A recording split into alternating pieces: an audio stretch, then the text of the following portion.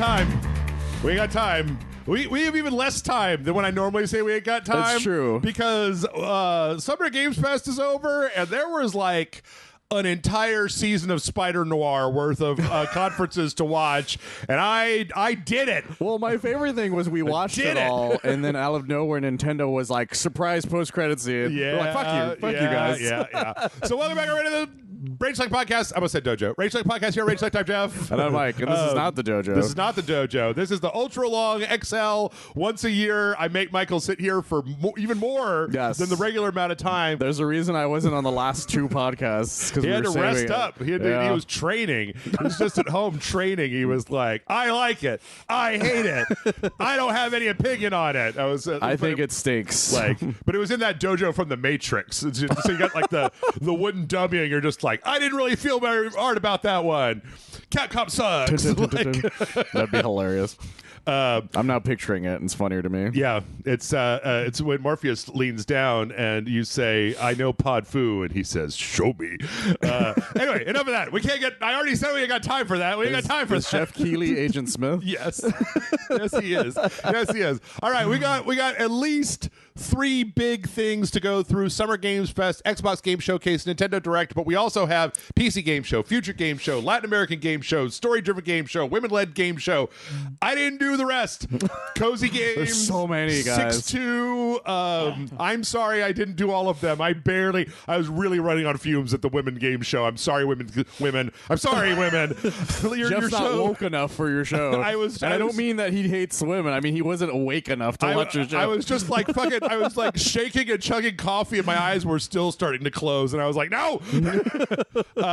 Anyway, we're going to go through this. I wanted to talk very briefly about a couple things before we get started. One, I have a spreadsheet, and this has been divided into 3 different categories. 1, we will talk about it. 2, we will mention it and maybe whatever. And 3 is things we already know about or things that piss me off to the point where we're not going to talk about it. I'm probably going to mention it, but we're not going to like go into it. Some of it also just isn't really anything, if that makes sense. A lot of it is either not anything or it's stuff we already know about. And also, it's worth pointing out that a lot of the games this year were in like 5 out of the 9 conferences. Yes. Like, you know. There's also a lot of ports on some of them, too. Oh, dude, Nintendo. Oh, yeah. Nintendo might actually be the shortest segment here. It might, actually. Like, I don't have anything to say about Metaphor ReFantazio on the Switch, too. No. Other than it's a good game. If you want to get it, yeah. Yes.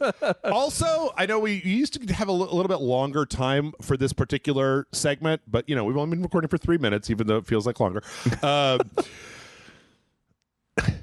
It was a weird show this year. Like it wasn't main show? The whole thing. Oh, okay. The whole thing. It was like at first I was very disappointed. Like I had that kind of like, oh well, that kind of sucked. And then I started looking at my spreadsheet and I was like, oh, actually there's a lot of stuff in there that I liked. But what there wasn't was that, oh my God, I can't fucking believe it. Like, no, the closest was one that I did already know about. Yeah. And the other one was one that just surprised me legitimately. Yeah. Which we'll get to when we get to it. No Grand Theft Auto 6. No. No Half-Life 3. No Steam Machine. Yeah, I feel like that's not going to happen for a while, considering. No OD. We didn't see any more OD. No, there was none of the conferences. Kojima popped up. You got, I mean, Control Resident was one of those offenders where you like Control Resident. There were like 12 trailers for Control Resident. And somehow they were all different from each other, which caught me off guard. So I just had to pay attention to all of them. Yeah. And one of them had like them discussing it in length. And I'm like, okay, I'm cool with this. Yeah. But yeah, I was expecting either something new from Kojima, maybe a new hint at another Spider-Man, possibly. Yep. Maybe a new hint at just the Naughty Dog game that didn't appear either. Oh, that was I meant the State of Play last week. Heretic, the lunatic Porsche or whatever it's called. Heretic, the something. Yeah, I don't remember the name of it. It's the space thingy with Kumail Nanjiani and the lady who was in Mortal Kombat 2. That's really the only thing I remember about it. Yeah, we didn't see any of that. We didn't see like any of the stuff that I was expecting. You weren't here for the State of Play, but that also was I think there was more meat on the State of Play bones. There was some pretty good meat on the State of Play, but the thing is, you know, when we found out about that Naughty Dog, it wasn't at State of Play, it was at a Game Fest thing. Oh, okay. And that was the thing I was expecting. Well, maybe we'll get something. Well, I was expecting like the pedigree people to show up. Yeah. And somehow they didn't, which is surprising because maybe Jeff pissed them off. Maybe that's what happened. He posted he was having dinner with Kojima on Instagram, I think, just to like make people were like, where the fuck was Kojima? And he's like, no, I'm still friends with him. It's just we didn't. Yeah, we just, he just isn't returning my calls right now. I had to jump him at a dinner. So yeah, that's what we're doing. We're going to talk about some of this stuff. We're going to get through as much as we can. I'm probably going to end up doing, we're doing 4 parts. Part 1 for Game Fest, Part 2 for Xbox, Part 3 maybe for Nintendo, and maybe some other stuff. Yeah. Part 4 is going to be a big fat grab bag. Because actually, to be honest, there was a lot more stuff at the Future Game Show this year. Really? I was like, why is there so much stuff at the Future Game Show? That's fascinating. So, anyway, but let's get into this bitch. Yep, let's kick it off. Oh, God damn it. I hit the space button to start the video, and it just erased one of my spreadsheet cells. Okay. Sorry, I love that. I love when that stupid shit like that happens. Yep. So we started off, and it was funny in the Discord. People clocked that this was the RE engine pretty quick. It's hard not to. Well, not because the RE engine is bad. It's because it's so fucking good that we have also stared at like these types of assets for so long that it's hard not to immediately clock it. Yeah, it's interesting because if it was Unreal Engine 5, it would be really grainy. Yes. But it's very smooth. And also, like, oh. the lady would have clocked it immediately for me. Yes. Yeah, you could have told that she was, because she has the very RE5 really detailed, but not uncanny valley detailed. Yeah. Look. So yeah, we got this trailer of an unknown person walking into a building, going up to an apartment. And there's kind of a bunch of stuff all around. There's a knock at the door, and this was there was like 3 or 4 minutes worth of just this kind of looking around a room, going into an apartment building. Yeah, and just small hints as to what it was supposed to be. Yeah, but you really had to know what that game was to remember any of it. Yeah, and guess what? Code Veronica. We finally got where they're not remaking 5. Yes. It's weird that they did 2, 3, 4, and now we're going back because Code Veronica's post 3 is between 3 and 4, if I'm not mistaken. Yeah, because it's right after 2. Because 3 happens concurrently with 2, because the nuke goes off in the middle of 3. And 2, so Veronica is what Chris and Claire are doing while Leon Chris and Jill are doing. No, Claire? No, Claire. Jill and it's after Leon? It's after the Raccoon City thing. It's like I was reading after. Online. It said it was concurrent. Like that. I could have sworn it was directly after. I don't know. I've never played it. I'm really excited. I get to play Code Veronica. It's been a very long time since I've even looked at Code Veronica's direction. And as near as I can tell, like from what I've heard about it, I've listened to like recap podcast episodes. It sounds like the perfect game for a remake. Yes. Because it sounds like there was a bunch of kind of dumb shit in there that they could, kind of tighten up a little bit and make it work a little bit better. Also, they dropped the code. It's just called Resident Evil Veronica. Yeah. And I'm like, okay. Which was an interesting thing to do because I like the good name Code Veronica. Yeah. But maybe there's a reason they decided to do that. Maybe they're going to have a DLC called Betty. Sorry. I have a funny story about that. When I worked at a support job, there was a guy. He was trying to get somebody's phone number, and I was like, look, I can't just make phone numbers appear out of magic because he accidentally deleted the text or something. And he was like, yeah, I'm trying to get this date with this girl named Veronica. And I was like, well, don't let Betty know. And he went, how do you know that name? How do you know Betty? I'm like, I'm sorry. Like, he didn't realize I was doing an Archie joke. Apparently, he legitimately was trying to cheat on somebody named Betty, which was that much funnier. Yeah, so I mean, this is just a lot of there's not a lot here. I mean, there's not any gameplay footage or anything. It's just kind of a little bit of a montage of bunch of fucked up Resident Evil shit. Yeah, in fact, we learned slightly more after the announcement. Because the trailer's all in first person, so people were worried. Or not even worried.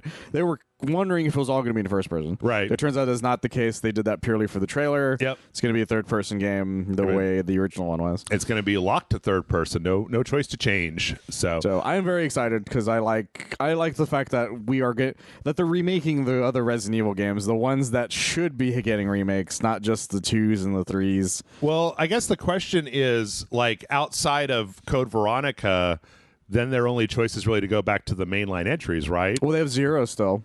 Oh, I guess they do have 0. That would be nice to see, and I guess 1. Yeah, we could actually go back to 1. Yeah, do a nicer one, and instead of the GameCube original remake, because that was one of the original remakes that was ever made was the GameCube version. It's gonna be funny if they spend the next 4 years making everything but 5. That would be hilarious. I don't know what's gonna happen, but I'm gonna retire as CEO before we get to the decision about if we're gonna remake Resident Evil 5. I love the idea of them being like, we're remaking the one you keep asking about, Resident Evil 6. Right.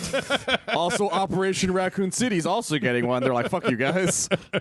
What was the PS2 multiplayer one? The Umbrella, it was like the Umbrella Core online. No, the online. Oh, one the online one. We had to have the one that Grace's mom is from, right? Isn't that Outbreak? I think that's Outbreak, if I remember correctly. They should remake Revelations. I liked Revelations. Revelations 1 and 2 were really good. Well, Revelations 2 required that dumb co-op bullshit. It did.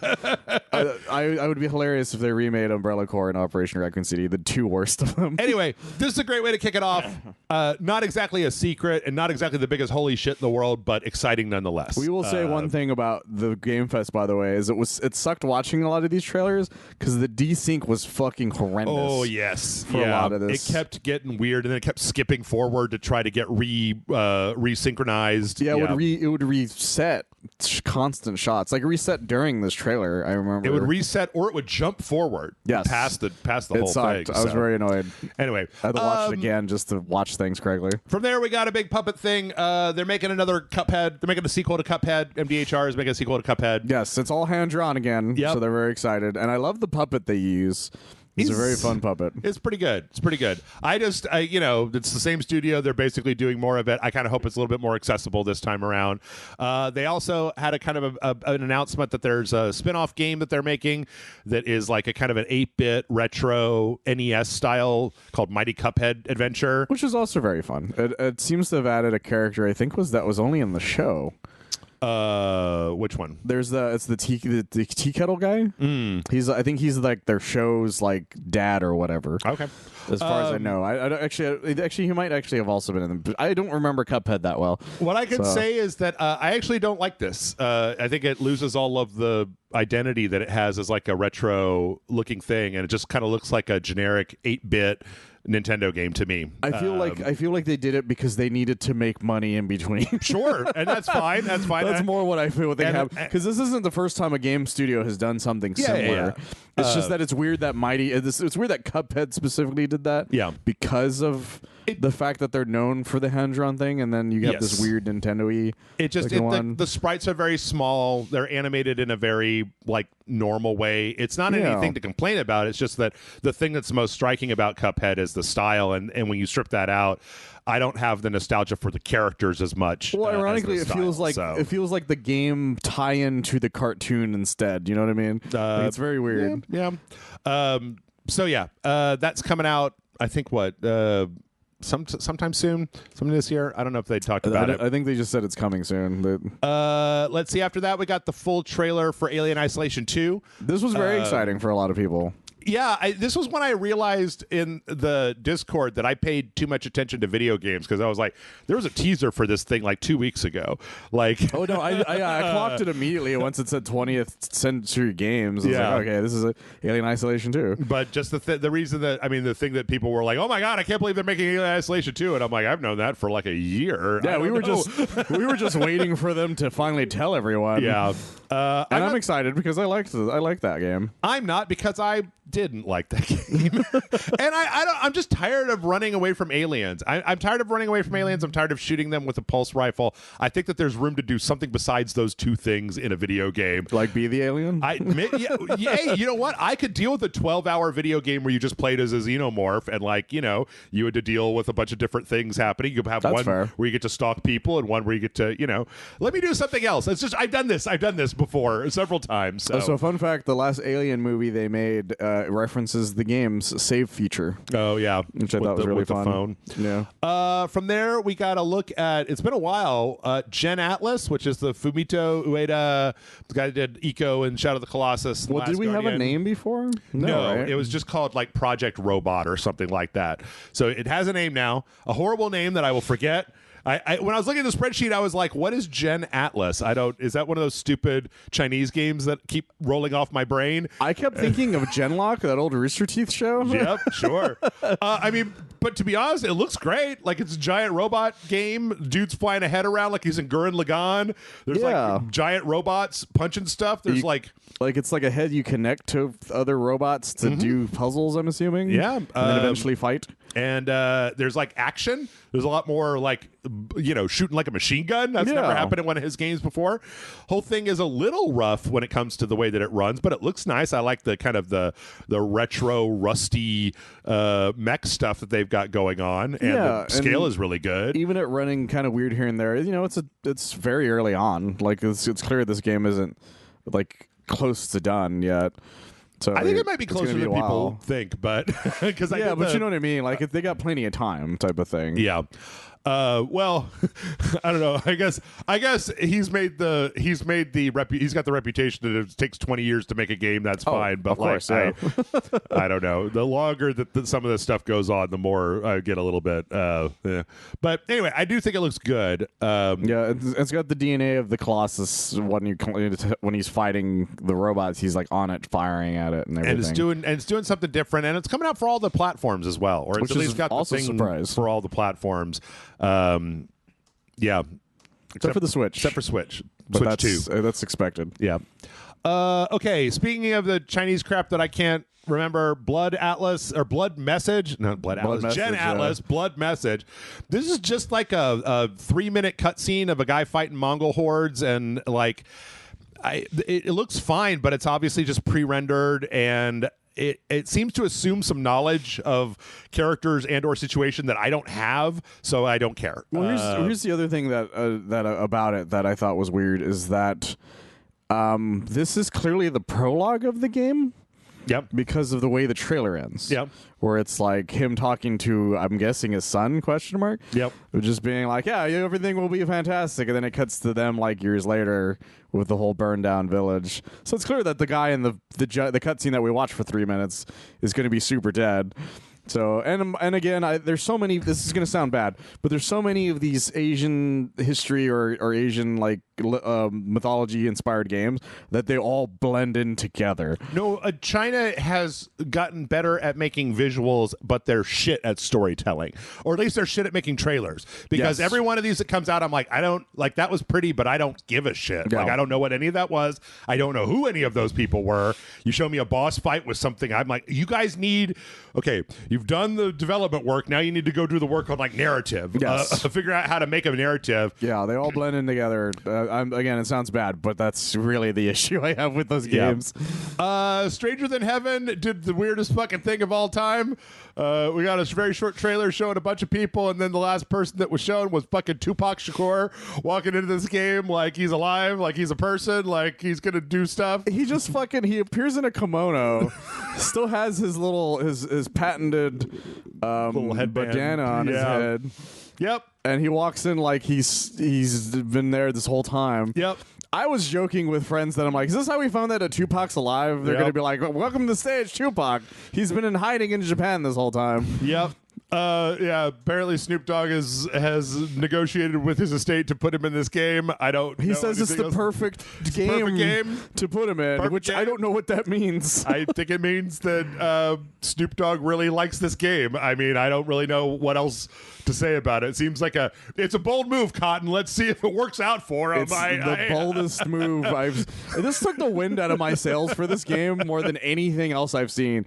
Because we talked about the combat thing a while ago.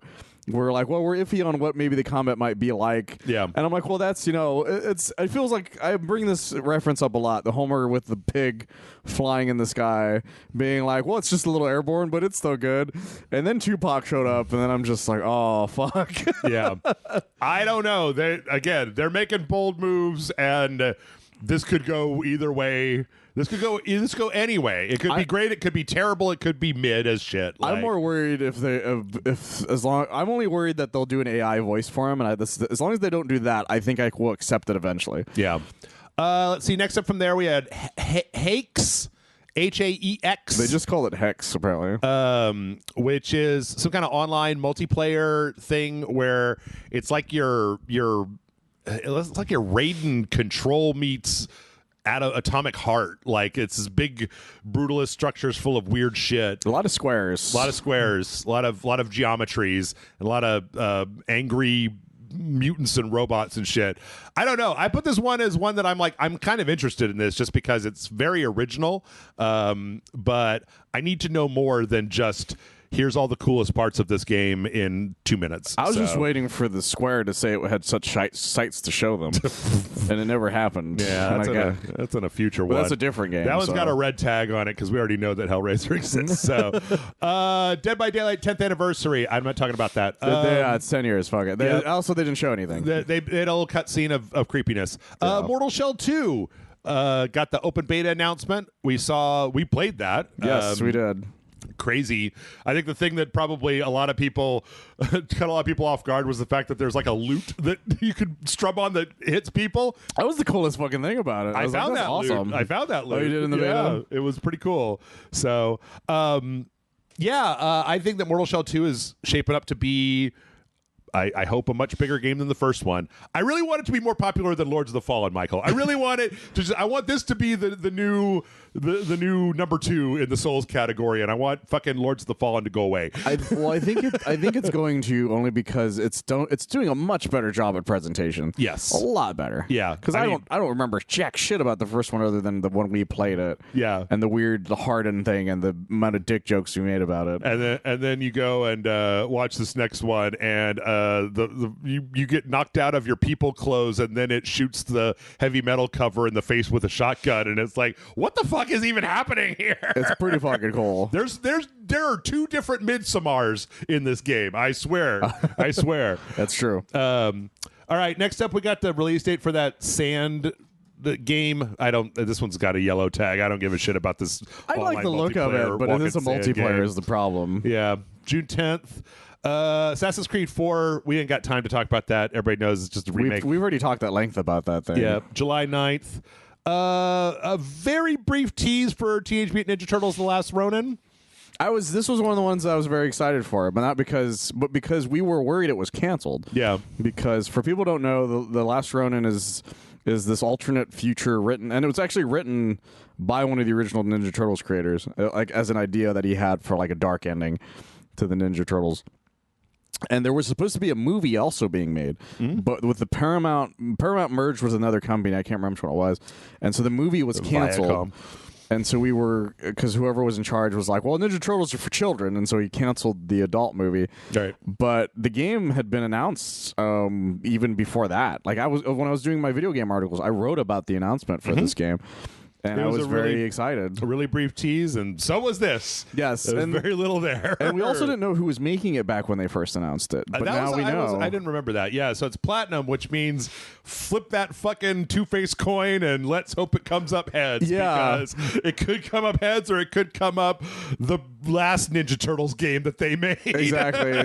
Because the layout, that one was awful. But it's funny because I remember when I wrote the announcement for it, they were like, we're going to get a big company to make this game. Yeah. And I saw Platinum, I'm like, oh, you guys didn't have the money for big company, but you had Platinum money, which is not bad. Yeah, it depends on whether they're feeling it or not. Yeah, I'm hoping they're feeling it because I love the Last Ronin story for what it is.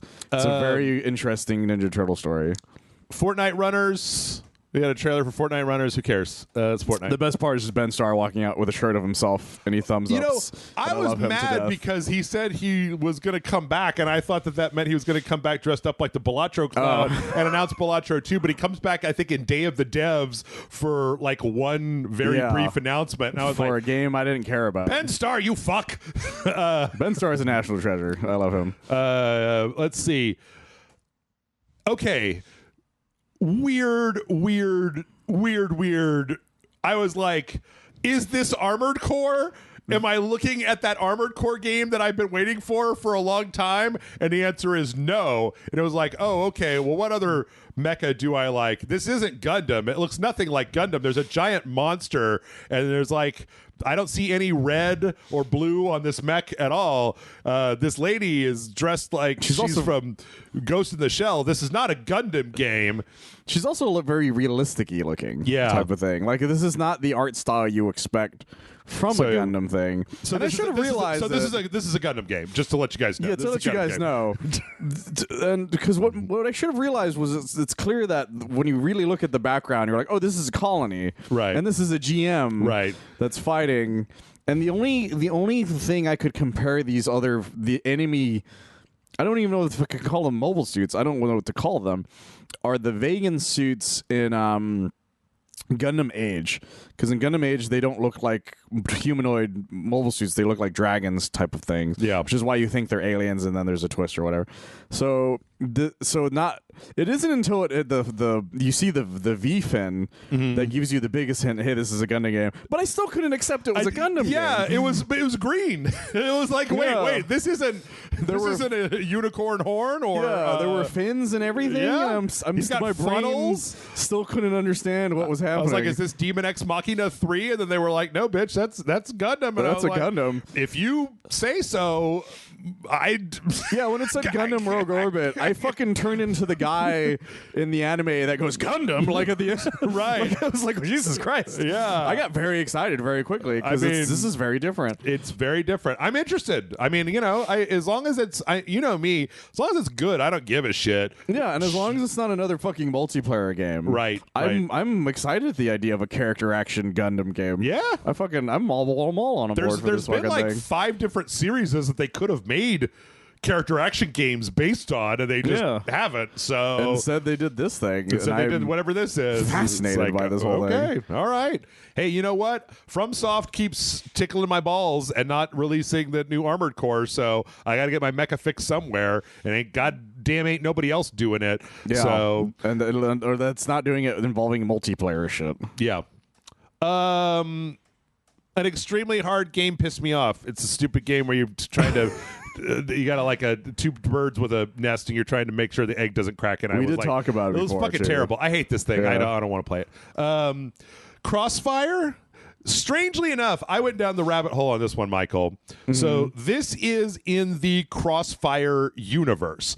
Crossfire is an online free-to-play Call of Duty multiplayer game, and let me just do a little bit of weird fucking... Wait, so this is connected to that thing? It's in that same universe, yes. Interesting. Because this is it's like Crossfire Ghost Recon. It's like these two characters, that one lady from The Boys and this dude, and they're like soldiers on two sides of a conflict, and it's a third-person shooter where they're kind of like trying to move through this area and work together for a goal, and it's kind of an action game. But the other weird thing is this game, this trailer happened right before one of the many, many, many trailers for Control Resonant. Yes. Now, you may remember that Remedy wrote the story of Crossfire X that came out like 2 years ago. Wait, is this all... This is the same universe. What the fuck? Same Crossfire universe. And I was like, did Remedy write this one too? Because this is much more character and narrative focused than I've seen this game. Well, it's also very supernatural or whatever's going on. What do you mean? Well, because there's this like zombie thing or some shit. Oh yeah. Going on in the middle of it. It's a kind of bio weapon. Yeah, and so it's not just like a straightforward. Because I feel like the one they wrote for Crossfire X was a little more straightforward. Where this feels more like what they would write, type of thing. Yeah, because there's all this like weird, like supernaturally type things going on around them. It's nanosmoke. It's nanosmoke, Michael. Come on, that's what it is. Sure, yeah, let's go with that. And so I'm just curious, like, because there's like healing things, factor stuff going on. Nano healing. And just this nano machines, okay. Shot of this guy getting murdered or something. I don't know. They got extremist shit going on. Yep, they got a Bane happening. I'm fascinated to see whatever this bullshit is. I mean, the thing is that this thing just keeps going, and I'm like, is that company still the fucking business? How is that possible? I assumed it was somebody else. I assumed somebody else bought it and started making something. But nope. That's even funnier knowing that. Hey, I'll give this a try. It's a third-person action game with a narrative hook. Sure. I mean, the last one sucked, but maybe this one will be better. I mean, I guess it depends on whether they charge money for it or not. That's true. So yeah, and then as mentioned, then we went. Can we talk about the guy's outfit before we move on? By the way, the guy who shows up, the guy who has overalls and a fancy shirt and a feather a bow tie with a crushed velour suit jacket and a giant old timey mustache. Yeah, he's got like a Ra's al Ghul mustache. Yep. It was just fascinating. Sorry, I just had to bring that up.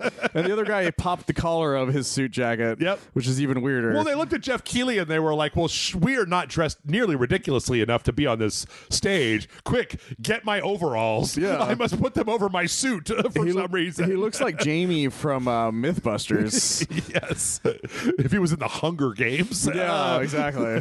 So. Sorry, I just had to bring that up. No, I got you. So fucking weird. I'm just trying to, we're going to run out of time. But it's fine.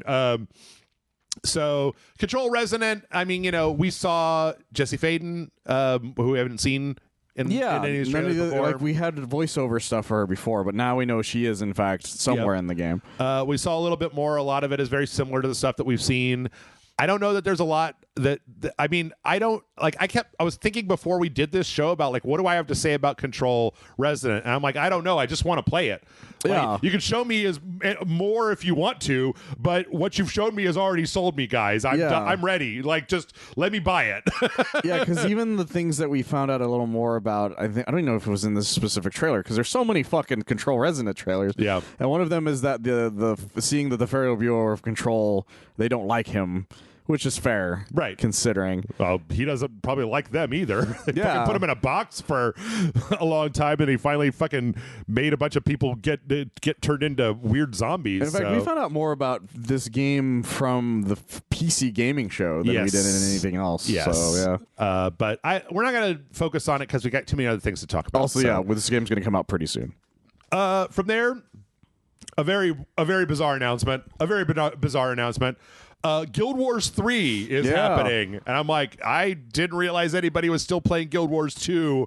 I didn't realize the Guild Wars 2 servers were still turned on, to be honest. But like, well, if as long as it makes some money, they'll keep that fucker on. Yeah. It's funny though, because my first thought was, is this High Guard too? Because I saw the guy riding a thing. Yeah, because it's kind of got that like techno medieval thing going on. No, I got you. That would have been hilarious. Yeah, I don't know. I mean, it's also it's coming to the PS or no, the Picture New World Rematch Systems. Yeah, coming to the PS5. But there's a beta in fall of next year. Yeah. So we got time to talk about Guild Wars 3. I'm sure this is incredibly exciting for some folks who are into Guild Wars. Yeah, all the Guild War peoples, the Guildists they call them, I guess. I don't know. Throw it on the consoles, man. Guild Wars has always been an action-oriented MMO. That's true. Those things are doing very well with your Deserts Black and your other.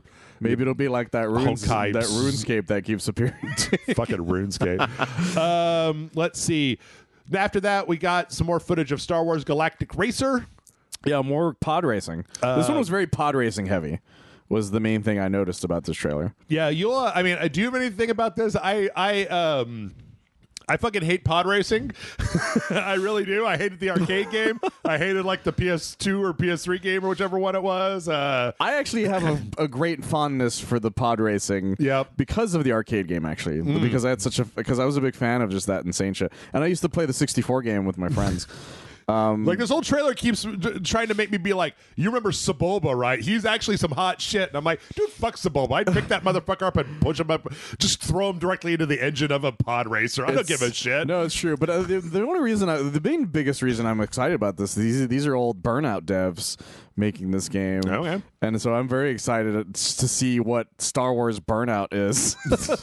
Yeah, I mean, if they could get the crash tech from Burnout 3 Takedown running, where it fucking cuts over to a little mini shot, that would be good. I didn't know that. And it's also and it's got a story mode. And I'm very excited for that. Yeah. So and that one's got. Does that one have a release date? Yeah, October, right? Yeah, it was one of the few Octobers where everybody else was in September. Yeah. End of Abyss was a kind of a top-down, kind of a shooty horror, space horror, weird monster game. Kind of reminded me of Little Nightmares, if Little Nightmares wasn't children and was like spacemen instead. I swear we saw a trailer for this once before, me and you, and I remember it being interesting at the time. It's possible. I don't know. But I vaguely remember that character is the main thing, and it was like, and I don't remember why. And I didn't look back to see if we had talked about it before. It doesn't make the strongest of first impressions, but I am interested in knowing more about what is going on here. Yeah, a lot of these Game Fest ones and just a lot of these things in general are just like, look at the vibe of this, and if you're interested, check it out more as it goes on. So some of these games are going to only be that. Lost Harbor is a fishing survival game that also has Davy Jones barnacle zombies that you have to fight in it, which is a little bizarre because it really starts out looking like it's just going to be a regular cozy survival game, and then you start seeing fucking dead dudes barnacled to a wall that are like, ah. Well, it reminded me of that Raft multiplayer game originally, you got to do that stuff to survive, but then it turns out, you're surviving on the water because living on land is a nightmare right now. Yeah. Which, there's a lot of these. I think that in the Xbox and the PlayStation, Nintendo shows, they've stopped doing this as much. Yes. But we're still getting these for the PC. And, I haven't had one where you get to stab a Davy Jones zombie yet. So, I think that's the thing that makes it more interesting is the fact that they're not so much just normal zombies. They're like coral zombies. Yeah. I think that's interesting. Yeah. And also that you can take things from them for survival reasons. Yeah. And I think that's kind of interesting. I'm interested to know what you think about Virtua Fighter Crossroads. Looks like Virtua Fighter is going the Street Fighter 6 direction with a full-on story mode. That's the thing I feel like is missing from a lot of these fighting games is that they weren't taking their story mode seriously for so long because Mortal Kombat 9 really upped the game when it came to what a story or what a single player content can be for a fighting game. Yeah. And it sold like gangbusters. And so, ever since then, NetherRealm has been on top of the have a plot fighting game stuff. But they actually started going downhill recently, in my opinion. But Mortal Kombat 1? Yeah, specifically Mortal Kombat 1. Yeah. But thanks to that, everybody else has upped the shit out of their game, with Street Fighter 6 having done World Tour. And I feel like somebody in the Virtua Fighter team saw that and probably looked at old NetherRealm single player stuff with the conquest modes. And was like, we can fucking do that. We're the guys who made fucking Yakuza. Like, we can fucking pull this shit out. Like, we can pull this shit off. Because it is the RGG studio at the beginning. And they literally just have a place where the guy is running down the street. And I'm like, well, that's very Yakuza. Yeah, it's very much like we are going to use the stuff we know about other stuff and then add it into the fighting game worlds that we already have and this engine. And I think it looks fucking great, actually, so far. I do, too. And I'm really interested to see if this is like a created character thing or if this is just a straightforward character thing. Yeah. I also am interested to see if they at all make Virtua Fighter any more accessible than it has been in the past, because it is the hardest one, and I've never been able to get a good handle on it moving forward. But it is the most technical fighting game, I think, in existence, even more than even Tekken is. Yep. But yeah, that's coming next year sometime. No, very exciting. RuneScape. I'm not talking about RuneScape. We don't talk about RuneScape. Everyone's talking about RuneScape, Jeff. Soulframe. I'm not talking about Soulframe. That's just Soulframe. Grounded 2 is getting a new update and PS5 early access. They got the big there's a big caterpillar guy, some new bugs and some new places to go. Yeah. Grounded 2 is just, if you like Grounded, I'm sure Grounded 2 is fantastic. Yep. It's also the fastest I've seen a game go from beta to 1.0 to sequel. Yes. It was surprisingly fast. The reason is because it's being made by Eidos Montreal and not Obsidian. Yeah. I think Grounded 2 is fine, and it's good that they're doing updates. It looks like it's really coming together. There's going to be... This is the fucking Mafia of the Old Country is getting a DLC. What it is, I don't fucking know, because this was the most inconsequential trailer I've ever seen in my fucking life. Yeah, they walk in, drink some booze, and then play some poker. Talk about cards. And then somebody's like, that's right, that was the old guy from this other thing. And I'm like, oh, I don't know any of that. Is this a new area? Is this the same area? Are there new things to do? Like, you all assume that I know more about the Mafia, and I have played a bunch of the Mafia games. So I haven't, so so I knew even less of what was going on. I'm like, am I supposed to be surprised by the guy in the shadow? I don't know. Yes, you are. Who is that guy? I think he's the Don in the first game. I think that was the idea. And then this is him in the old country. I think that's what the guy said too. He's like, that's right, that's the guy from the thing. And I'm like, I don't know what that means. Yeah. Let's see. From there, we got which one is this? 1666 Amsterdam. I'm legitimately interested in this. Yeah, it's very weird. It's like this kind of a lady like chaos hunter dressed up like a pilgrim. She got kind of crazy weird supernatural powers. Well, I think she's like a good witch type thing. Yeah, is the idea, and she's fighting crazy evil devil witches. But you know, since it's the 1600s, she's going to be branded as that either way. Yeah, type of thing. And this is made by an old Assassin's Creed developer, one of the biggest old ones. Desulay. And once he left Assassin's Creed, that shit went downhill so fast. Right, but then his last game was that monkey game. That one where you play as the monkey that is evolving. He spent like 5 to 7 years making that long game. Time making that and game. I tried, and it was just like, oh, this is no good. So he is definitely going back to his that lady has a hood on, and it's a third-person game with action set in a historical time period. I'm like, well, I'll give it a shot, Patrice. And if it does well, he'll make more monkey games. That's right. The monkey games will continue until morale improves. Yeah, I wanted to remind everybody of that because they were like, oh, well, no, the guy from when Assassin's Creed was good. I'm like, yes, but he did make something else that was not so good. That was his dream too, if I remember correctly. He was like, I've been working on this my whole life. Yeah. It was like, oh, Patrick Molyneux, please sit down. It was a shame, but I'm curious to see what happens from here. Yeah. I don't know. Okay, so first off, Jigsaw comes out, and I'll tell you, Michael, I clocked the fact when they were running the camera over the audience, I saw this motherfucker in the very first shot. Everybody did. It's hard not to. There. So Jigsaw Puppet comes out and says he wants to play a game, Jeff Keighley, and then we get this trailer for...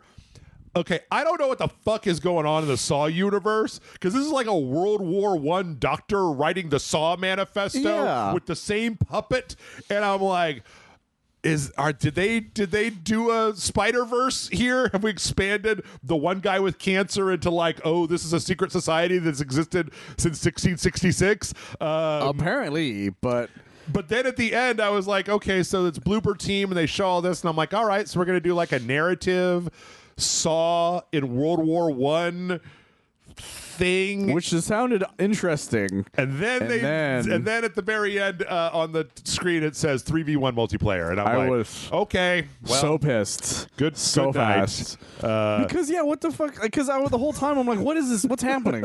What is this story? I want to know what the story is. Yep. And then it was like, by the way, this is just another Dead by Daylight type of thing. And then you can see it once you realize it when you watch this gameplay. Yep. And you're like, oh, well, now I don't give a shit about any of this. Yep. It seems like the worst franchise to make into one of these fucking things because Jigsaw isn't he's not an overpowering supernatural murder guy. No. He's I'm going to knock you out and put you in a closet full of asbestos and you have to eat it to get out or whatever. There was also only one movie that did something like this. Yeah. Which was the idea that you all have to work together to get out of it. Yeah. And nobody remembers that movie.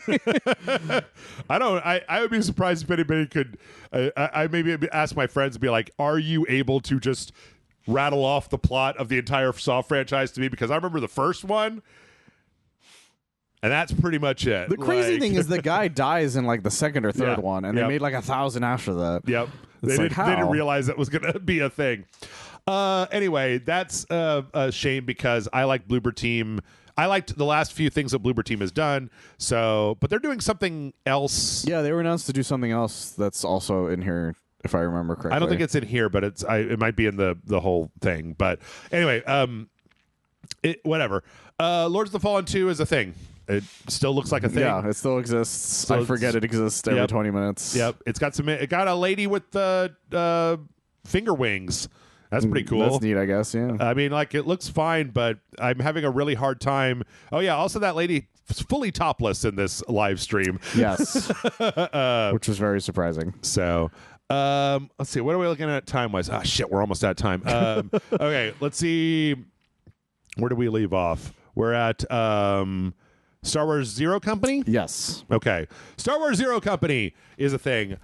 This is the XCOM Tactics Star Wars game. I'm actually really excited for this because it's something different. Yes. It takes place during the Clone Wars era, it seems. Yep. Because there are clones that show up in it, as well as there's a reveal at the end that Anakin might be one of the people that shows up for a second. I hated that part. And it's like, I think it was purely because it's like, well, we can't get everybody excited about XCOM Star Wars. Right.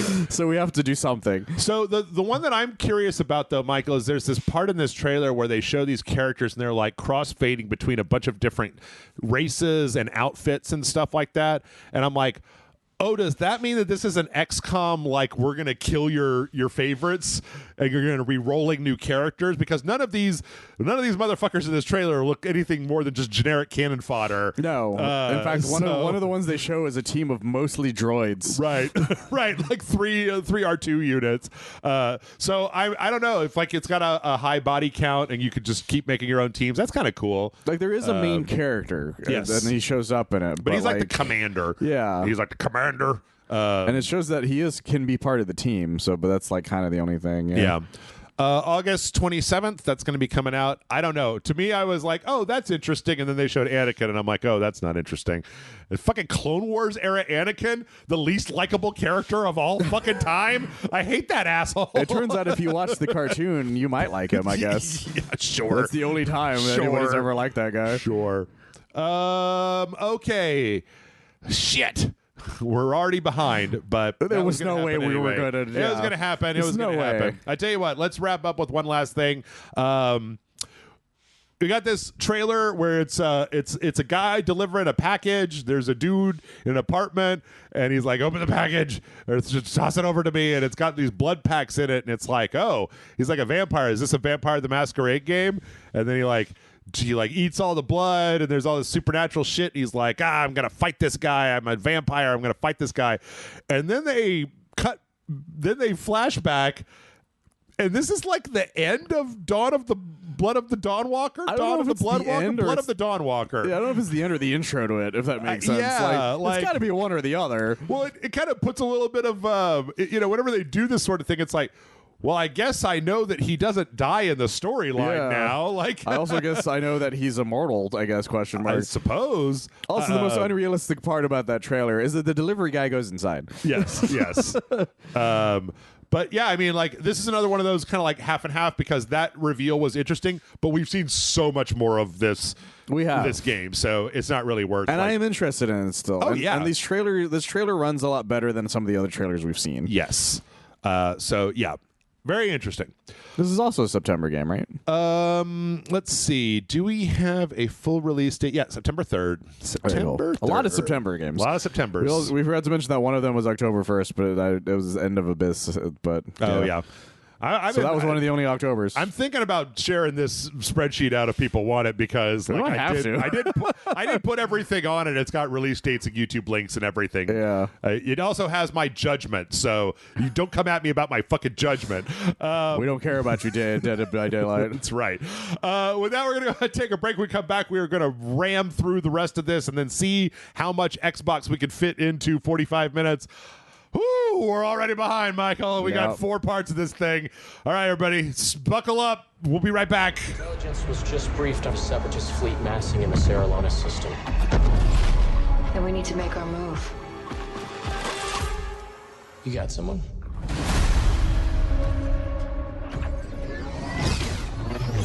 Zero Company. And we're back. And yes, we're still at the Summer Games Fest show. My plans have been derailed, but we're back, and we're going to go through the rest of this. There's not a whole lot left here. Well, there really isn't. At least that's worth talking about. We got some Among Us, a single-player Among Us game. Yeah, an actual story to Among Us, but it's like a VR thing that the guy goes through as a guard, and he's got to find out who the traitor is, but like as a detective story. Yeah. Instead of the normal type of thing. Yep. Which is interesting because I don't want to play online, but I might end up playing this, so we'll see. Yeah, which is really cool. And then they showed off that, hey, by the way, the show is out now. The show they announced ages ago. People were like, "There's a show," and I was like, "Yeah, it's out today." So, because they announced the show like 3 years ago. I didn't even remember them announcing a show, but it's got a shitload of voice actors in it, and then the animation a lot of voice is actors very I simple. like too, actually. Yeah, but it's a Paramount Plus show, and I've heard mixed things about the show in general. Yeah. So yeah, but that's out now. Very happy to see that we're doing 007 story content, that they're doing mission packs. We're getting more Balma, your favorite, more Balma. God, he really is the worst performance in the game. And I don't mean that as he's like Natiri in Mortal Kombat 1. It's just that he is trying. God damn it, he's trying. But he's not nearly as good as an actor as everyone else around him. Yeah. Let's see. After that, we got the announcement of Aeon 2, which is another one of these big fantasy MMOs that I don't play. Yeah, so, I don't think I've even heard of this. September 2026, or no, that's wrong. Okay, yeah. This is another NC Soft RPG that's coming out at some point. Oh, I see. So, but I don't play these motherfuckers, so I don't know. Oh, it does have September 2026. Yes, so we were right. Yes, we're in 2026. Fuck, I for some reason I thought we were in 2027. I think I'm just waiting. I want the games to all come out. I was about to say, then a lot of games would have been out by now. Wuthering Waves is getting a Cyberpunk Edge Runners expansion. Who cares a shit? Apparently, it's already happening. Who gives a shit? I don't care. Yeah. All right, Michael. Monster Hunter Wilds, the big expansion. Yes, Ascendance. this is the big expansion to Monster Hunter. Yep. We're all very excited. Are you going to do this one? Are you going to play all the way to the end of Monster Hunter for the videos that we should do? Because I don't want to do it again. It was a lot. I don't know. That's the problem. Is that ever since I've been in a relationship, I don't have the time I used to have to do these types of things. Yeah. But there's a lot of there's some returning monsters, some ones that look like to be very similar to current ones that are just like new versions. New weapons, though. I do like the fact that in the trailer we saw the player just eat it, just get fucked up. And I was like, "Wow, that's a authentic Monster Hunter experience right there." Yeah, there's some really cool new stuff. There's this like machine gun that happens at one point, and these like new little things. And it's all on like floating islands. Yeah, above the stupid world that they're on. And there's a return of an elder dragon that we haven't fought in a while. I'm trying to remember his name other than fuck that guy, because I remember fighting him a lot. And he's the only reason I didn't have as much trouble as my friends did is because I had a bow. Yeah, you're a range fighter. Because if you don't, every time you got close to him, the game would be like, the guy would be like, "Oh, it's too windy, I can't go near him." Right, which made it very difficult to fight him. Yeah. But other than that, fuck that guy. I forget his name. It's something. You guys could look it up. I don't remember all the monsters just off the top of my head. But I'm very excited. 2027, next year is when that's coming out. You got 6 months, Michael. I'm gonna need you. I got some time. Yeah. I'm gonna need you to beat Monster. You're further than I am, at least. You're already like on the path, right? Well, like, I beat the main beginning story, I guess, because that's the thing. Is there's usually like a second half to it. Yeah. So I need to do the second half still. Yeah. I hate that second half. Sword of Legends is another one of those fucking things. Another one of those Chinese games that's got a boss fight, and I don't know anything about it, and I don't fucking care. Well, what was interesting was that you had like a summoning guy. Yeah. That was kind of fun. But other than that, yeah, it all blends in together. Hot Wheels Infinite Rush is a Hot Wheels racing game. Which is neat, I guess. Yep. Like I find myself finding these more enjoyable than I anticipate, like the Lego one. Yeah. So maybe this could be a fun one still. Sure. For like a fun video. It just needs to not be full price. Yeah, put it on Game Pass. Yeah. Also, Sonic Racing Cross Worlds has year 2 with a bunch of dumb shit. Godzilla and Evangelion for some stupid reason. Well, the thing that cracks me up about the Evangelion thing is it's not just a level. They're going to be fucking racers. Racing the running Evangelion. Which is hilarious. And then they also announced, what's that called? Pico Park or whatever. Yeah, but with Sonic. With Sonic Pico Park. I know that Matt's going to buy this game now just for a Godzilla level. Yeah. Not this game, but the racer one. Dude, he needs to watch our video for it. That game is surprisingly difficult. That game is hard as shit. I was like, holy shit, this game's fucking hard as hell. Let's see. Now, apropos, we had a racing game and a racing game, and there's one more racing game, but between that racing game and this racing game, Attack on Titan 3 because I guess this ties into the Godzilla and Evangelion thing. Yeah, so, sure. Yeah, apparently this is supposed to be the whole story. The whole story is what somebody said. Yep, because they put out the first one. This is Omega Force put out the first one. This is also Omega Force. Then they put out the second one that dealt with everything up until that point, and this one now is dealing with everything. I'm assuming that they're going to reintegrate everything from before. It looks like a slightly different art style than the previous ones. Were a little bit more cartoony, and this is a little bit more realistic. I am. At this point, I'm sure that some people are excited. I am tightened the fuck out. Like, I did watch all the way to the end, and I have watched every single episode of Attack on Titan, but that was a hard thing to do with these 3-year gaps, and especially that last season where they were like, all right, it's the final season. And then you get into 1 week, and it's like, all right, that was the first half of the final season. And they're like, okay, now that was the second part of the second half of the final season. I'm like, fuckers, just put it the fuck out. And it was like months in between every single one of those. I gave up on Attack on Titan because I was watching the Japanese version, and I got tired of people crying and screaming. Well, I got news for you. Every 20 seconds. It doesn't get any better. So I stopped. I'm like, I can't do this anymore. July 1st is when that's coming out. Yeah. Well, we're going to play it anyway. I don't know why you're fucking looking at me like that. Clutch is the game I was talking about. This is another racing game that has a lot more customization to it, and it's got a very heavy story mode. These were the Forza devs, right?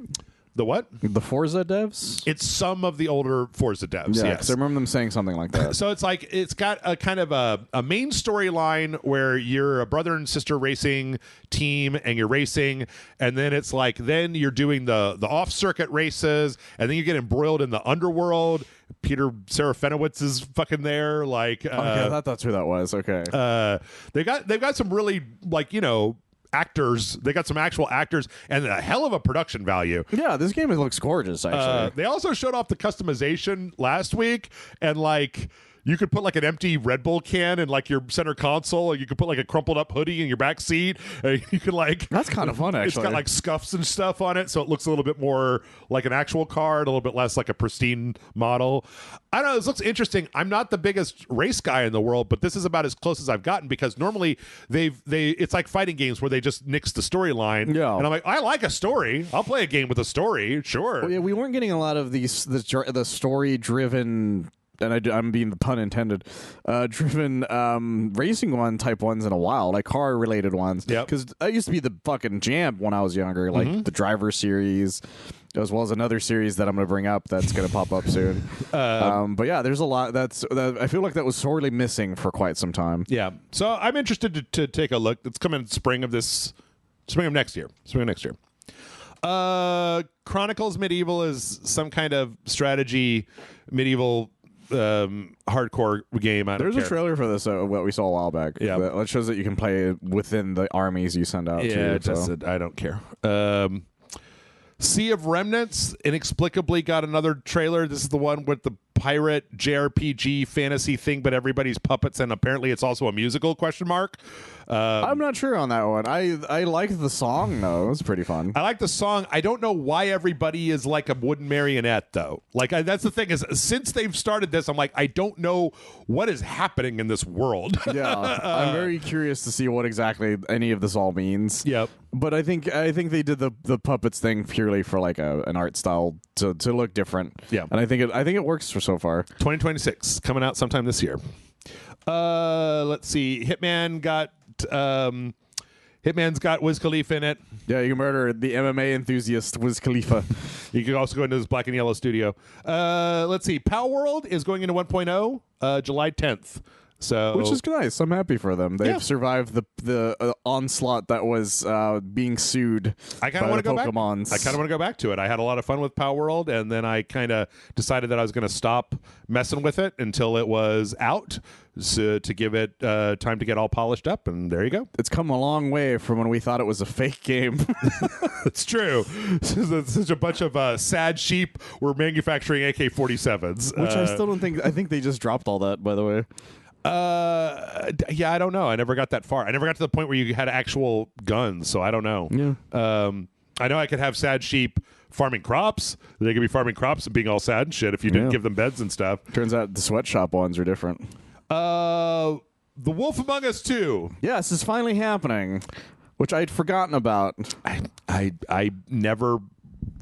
everybody likes this one. I'm very happy. We got into the like I'm real happy for you guys part of the show. We're apparently this was the best of the Telltale games. Everybody fucking loves Fables. That's cool and everything. I just never got into it. Making a second one, it looks like they brought some of the Telltale devs back. They've got the license. They've got Big B. They got the whole 9 yards. They even remastered the first one so that people can look at that. Which honestly, what did they remaster? It looks the fucking same. It's probably a little sharper than it used to be. It probably runs at a slightly better frame rate than it used to. I think they're just doing it for the money. Probably. But you know, I knew a good chunk of people that were excited about this, and I'm happy for them. But call me when they make another Batman one, because that to me was the best Telltale one they did. I've never ended up vibing with any of the Telltale stuff. So even when they were like, we made an Expanse one, and I'm like, well, that's about as close as I'm gonna get, and nope. So no, yeah, the Batman one is my favorite of them all, and then the Dispatch is the closest other one that I've loved, but that's not even a Telltale proper. Okay. Stellar Blade Blood Rain. I clocked this one before they announced it just because the main character is wearing a weird skin-tight cyber stripper outfit. I was going to say they didn't have pants on when you first see them. Yeah, so this is like a much more populated world, of course, in Stellar Blade. Apparently, I've read a little bit. The main character is part of a team of monster hunters. They're kind of walking around this kind of steampunk, cyberpunk city, and somebody turns into a giant monster, and they're doing flips and fighting. This game looked really cool, though. Yeah. Yeah. There's been a little bit of controversy about how young the main character looks. Look, she's a 3,000-year-old robot, or whatever. Yeah, it's fine. I don't know. But I like the first Stellar Blade. Like I remember seeing the trailers for it, being like, "This looks stupid," and then I ended up just mainlining it to the point where when you and I did the dojo, I had beaten the entire game. You actually really like that game. So I'm willing to give this one a try. Shift Up did right by me in the first one, and first thing I'm going to do is look for an outfit that isn't a skin tight cyber stripper outfit. That was what I did in the first game. I was just find this woman some pants. You found the mom jeans one. Found the mom jeans. Yep. I love the fighting in this though because it's all like fists, fisticuffs. Yep. And it looks really cool. It does. I mean, like it looks like Stellar Blade, but they're doing something different and they're going a different direction, and I'm really interested in that. So same. I'll definitely be giving this a chance whenever it comes out. TBA. No release date to speak of just yet. Yeah. Let's see. Street Fighter 6 year 4. Yes, this is the new season pass. That's what will happen. Yasmin and Arjun and so there are two new characters. Bosch. Bosch was actually your partner guy in the World Tour. Okay. So he actually is a character that existed, but he wasn't a fighter that you could use. Mm-hmm. Arjun seems to be kind of like a new, almost Dalsum type guy. Yeah. And I don't know anything about Jasmine because a lot of them are new. And then out of fucking nowhere, Tifa showed up. Sure. And it turns out, I found this out recently, is that they've actually been working on adding Tifa since 2023. Okay. So it's so it was way before people were asking to put her in Tekken. Yeah. Because that was the thing. People thought they stole her from Tekken, but turns out that was not the case. I mean, at this point, the fighting game industry has become like rife with the stunt casting stuff, so it's not it's fine. And they also said she's going to have some unique stuff that's very Final Fantasy, but they didn't have anything to show just yet. But I'm excited. Yep. I mean, all we got is really concept art for it. Yeah. And then big showstopper. This is my big I'm happy for you guys. Final Fantasy VII Revelation. I was excited for this, but that's because I actually have played all of these so far. Yep. And I can't wait to finally finish this whole thing. This is the conclusion, right? Yeah, this is basically disc 3 essentially because they basically did the disc 1, 2, 3. They showed off a lot of the weapons. They showed off. They brought out what's his face from Critical Role. Matt Mercer. He's doing, I guess. He's Vincent. Yeah. They showed off, Sid's there, the Highwind's there. It looks like they're giving you a big open, getting a lot more access to the entire world. You could just jump off the side, apparently, of the Highwind and skydive all the way down to the planet. Some really cool stuff. Some visuals of areas that we've dealt with in the original game. Yep. Like Yuffie's homeland was some of the other stuff that happens eventually throughout the game. But the most exciting thing was the fact that as it progressed, there's a job system where there hasn't been prior, so you can turn Tifa into like more of a mage. Is that just type materia? instead. Is that just what you did with materia? You just use the materia until they learn the thing and then switch the materia out? Yeah, but the difference is that like it gives them like plus whatever their job is. Kind of the way the old job systems used to work on other games. I mean, I'm going to play this. We'll do videos for this when it comes out, but for me, I'm waiting for them to then go back and package this whole thing into one package. And if previous experience is any indication, rework the entire combat system so that it's consistent across all of the games. That would be nice. Hook stuff together, integrate DLC a little bit more closely. I've known a few people that said they were waiting until the third one came out before doing all three of them. Yeah, and so I think what is kind of funny is that it took them. It's like a 7-year time frame to finish all these games. Yep. So I think that's kind of fun. But I'm excited because again, I really like the series. I'm excited for my boy Sid. And I like the Highwind, and I also want to get see if they have Knights of the Round summon because that thing was fucking awesome. I'm excited because once this is out, they can start working on Final Fantasy 17 because I fucking love. I'm the guy that liked Final Fantasy 16, and I want more of those Final Fantasies. Look, I love 16 as well. Something else. I get it. So this thing is taken for fucking ever. And you have split Final Fantasy 7 into 3 different games. I'm like, I've never heard of a more self-indulgent thing in my entire life. It really was. Nomura. And I'm the one who likes it too, which is even funnier. And you know what? That's great. You know what? It ain't my bag. I'm agreeing with everything you've said. Yeah. But I'm also the guy who goes, but I wanted that. Yeah. And that's great. I got my Final Fantasy 16. I got my DLC for Final Fantasy 16. So yeah.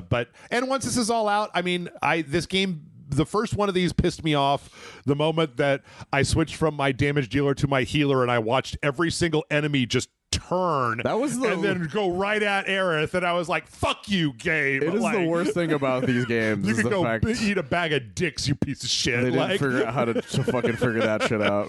Because but anyway, this looks great. It looks just as good as the previous ones. It's got a lot of different areas, a lot of different characters and stuff. And it's next year, right? That was the idea. 2027. Yeah, I'm very excited. I'm also very excited for the soundtrack because I'm a big fan of the updated soundtracks they've done for the 7 games. Spring of 2027, no less. So I'm super fucking excited. So yeah, first half of the year. So yeah, I mean that's great, and that's a big showstopper. They went on for a while too. Yeah, they showed off Vincent. They showed off the Highwind. They showed off. They had like 3 trailers. Yeah, they showed off a lot of it. They had these new outfits. Yeah, this is the job system. Oh, that's the job system. Okay. Yeah. Anyway, yeah, it looks great. I for one, maybe we'll give it a chance once the whole thing is integrated. I feel like they're going to do that. I feel like they're going to integrate the entire thing and smooth it into one huge motherfucking game. I'd be cool with that. Yeah, they're going to come out with a big trilogy, one of these eventually. I guarantee it. Yeah. And I'll get to upgrade for free because I'll have purchased all 3 of these motherfuckers as well as all the DLC. Anyway, that was a big showstopper. Again, this is a great ending for Jeff and Games Fest. I was looking for something a little bit more like this is definitely better than Highwind, but it wasn't quite the Grand Theft Auto 6 trailer that I was looking for. I was excited because it is a very exciting for a lot of people, especially my age, but at the same time, I was like, well, I kind of wish there was a little more after this. Yeah. Okay. No time to stand on ceremony. Let's roll on over to Xbox. Yes. We have... Come on. The Xbox One, depending on who you ask, depends on what they thought of it. Yeah. Is what we realized. Because there was one guy I knew that was like, this is my favorite of them all.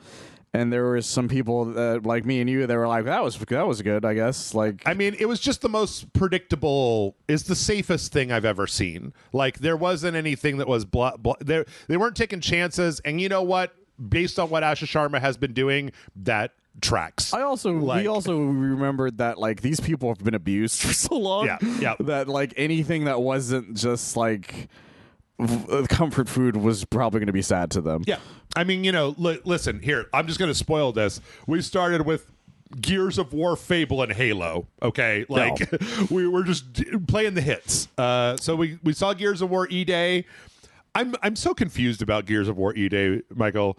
Why do all the cars look like they're from 1985 New York. I just don't understand. They're on another planet. When they went there, were they like, you know what we needed this place to look like?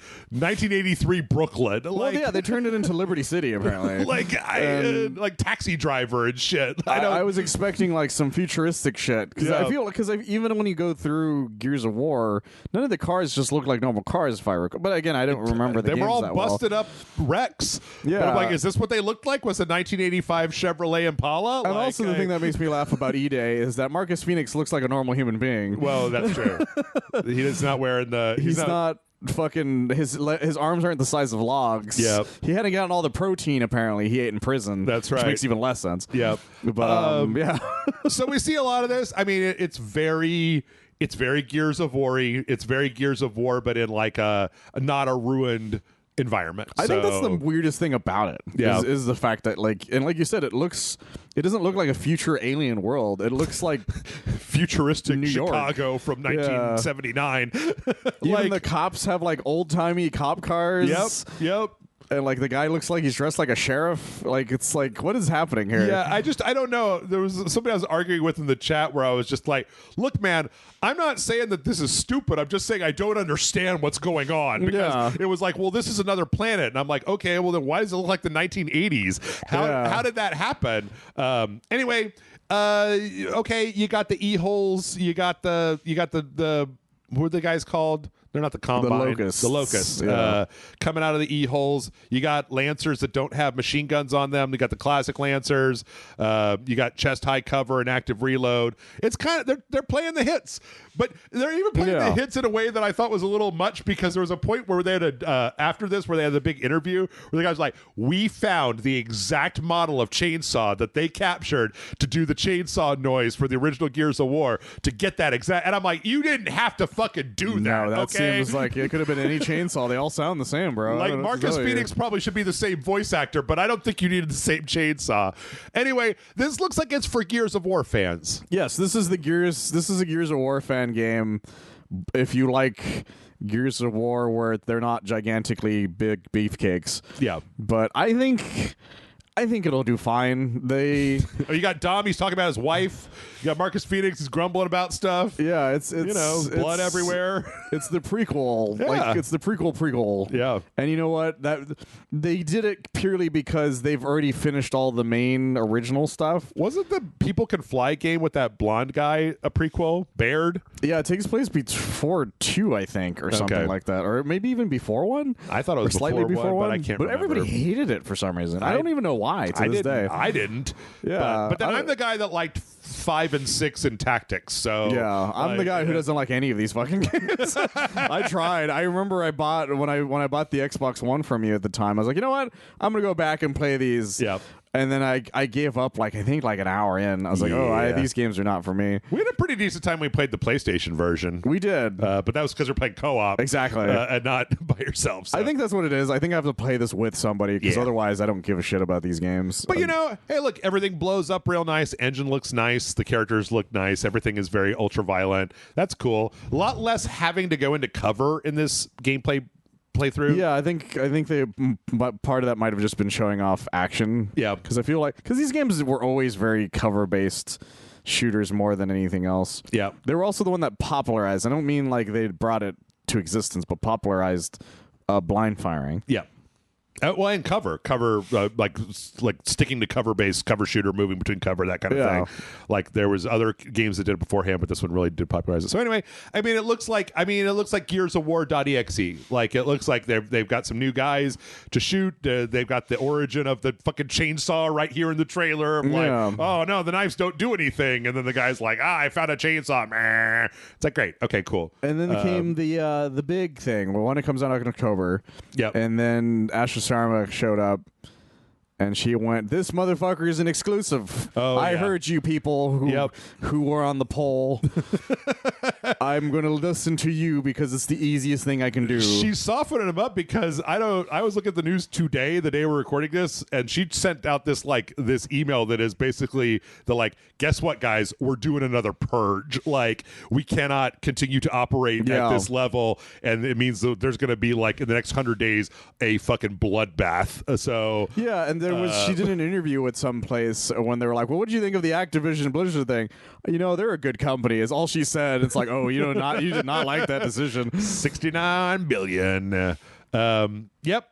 And also apparently that was a very last minute thing, the exclusive. Sure. So a bunch of retailers were caught off guard. She seems like she's moving fast and breaking shit. Yes. Like, she doesn't seem like she gives a shit. She seems like she's been put in charge to be like, you do whatever you want to, but if this shit don't work, you're fired forever. And honestly, that might actually not be a bad thing in this case. Yep. Let's see. Fable's got a yellow tag for me because they had a trailer. They were doing another one of these fucking The Office talking to the camera interviews. No, I actually loved it for this one because she's the bad guy. Yeah. Because because one of the original trailers was the guy being like, yeah, I had an apprentice who lost their mind type of thing. And we never saw them for so long.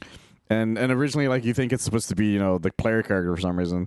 But it turning out to be Haley Atwell was a nice surprise. Yeah. As well as seeing that my girl from What We Do in the Shadows is a her? side character. Oh, that is her, isn't it? I didn't recognize. Okay. Because I recognized her voice immediately. And I was like, man. oh, I'm very excited for this game. My voice blindness kicked in. Fucking Nadia's here? Yeah, Nadia is a part of this game. So I actually really loved this trailer. All right. Because it really made me that much more excited. Because I'm like, they put a lot of work into this game. They put out a 30-minute walkthrough yesterday. Yeah, I heard about that. Which I watched, which was kind of interesting. This is a much more action-focused thing where they're showing a lot more kind of action stuff. The 30-minute walkthrough was just I'm going to date a person and buy a bar and then go crazy and start killing people. And I was like, okay. Yeah, it's the Fable way. Yep. I'm very excited. Unfortunately, this game was delayed February of next year due to the Grand Theft Auto of it all.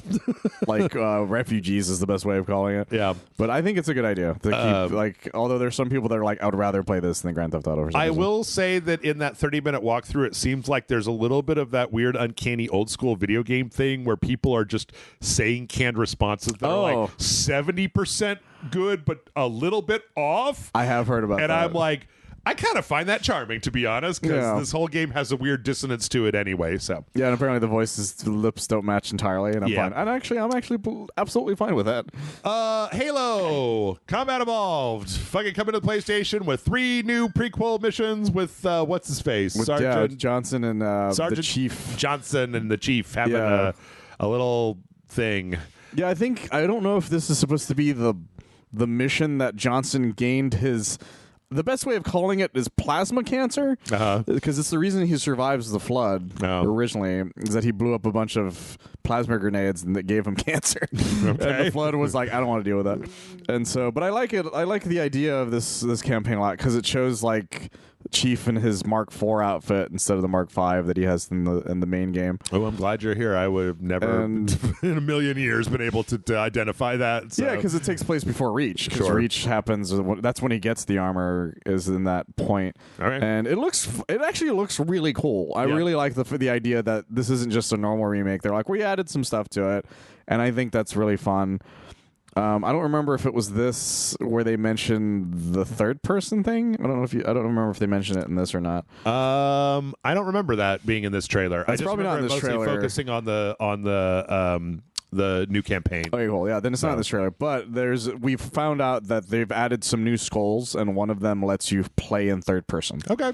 So, which feels very weird. I'm not gonna lie. If you're gonna play Halo Combat Evolved for the fucking 25th time, you might as well do something different about it. So. Yeah, I'm actually still very excited about this game. Yeah, and it's just because I love Halo, and there's some new stuff in it that isn't just the original remake. So maybe it'll be good. I don't know. Who knows? I'm not much of a Halo guy, but hey, you know what? If you gotta make a safe bet, and Halo's in the weeds. Remake the first one, and it seems to be the way to go. It seems to work. And there's apparently if you pre-order, you get a bunch of outfits. And that's coming out July 28th. Yeah, it's right around the corner. Soon. So. And I'm torn because I don't know what to buy it on. Well, maybe we can come to a deal where I buy it for the PS5 now that I have a disc drive, and then you can take the disc home with you when you're done, and that'll make the decision for you. Okay, then I will take that or something deal. like that. I will take that deal. Oh shit, it's on Game Pass. Fuck. Anyway, let's see. A new Plague Tale. It's recorded. You guys heard it. A new Plague Tale game, Resonance: A Plague Tale Legacy. Okay, I was like, why? Like, we did Gears of War, Fable, Halo, and now we're in a Plague Tale, and I know why. Do you want to know why? Why? The developer, Asobo Studio, makes the Plague Tale games and Microsoft Flight Simulator. Oh. They are the devs that make Microsoft Flight Simulator. I didn't know that, actually. I didn't either until I went and looked it up. So that makes it a lot more makes a lot more sense. So, that's interesting. I had no idea. I remember we saw the original trailer for this a while back, and we were very curious about it.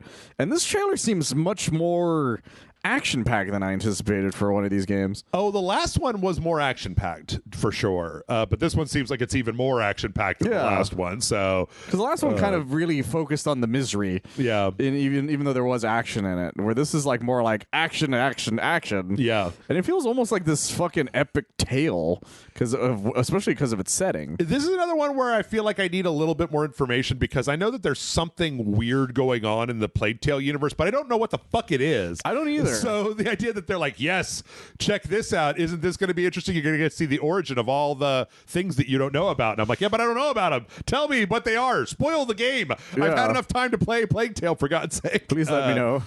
But it Does looks she great. Control rats? I want to know. It looks great. It looks like a fun action-packed game, and it's coming out in August 27th. Yeah, it looks really cool. I know that it's got a lot of the Mace iconography on its title, so I wonder how much the Minotaur might be part of it. I don't know. Yeah, it's got a very kind of like Roman-esque feel to it, but then it's also not entirely. It's like a Roman Greece thing. I'm not really sure where it is, to be honest.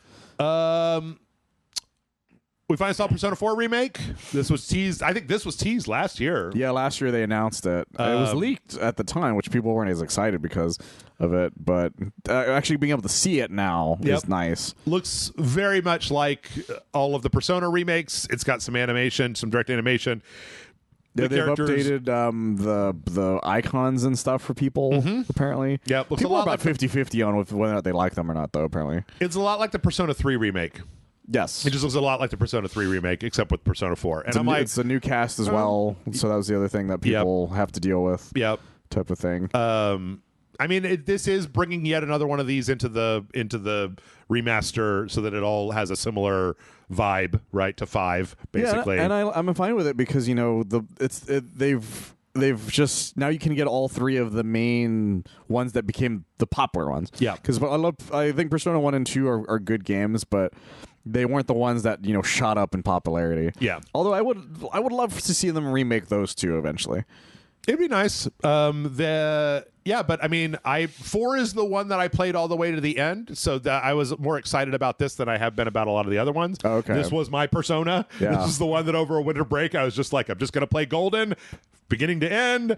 I'm curious to know if they're going to change the dungeons, because they were procedurally generated and they were just big hallways, because it was back in the old days of PS2 procedurally generated dungeons. So they were not complicated, but I don't want them to go the full bespoke Memory Palace route. No, because I just want it to be a little bit better of a procedurally generated dungeon. I don't want it to be a specific thing.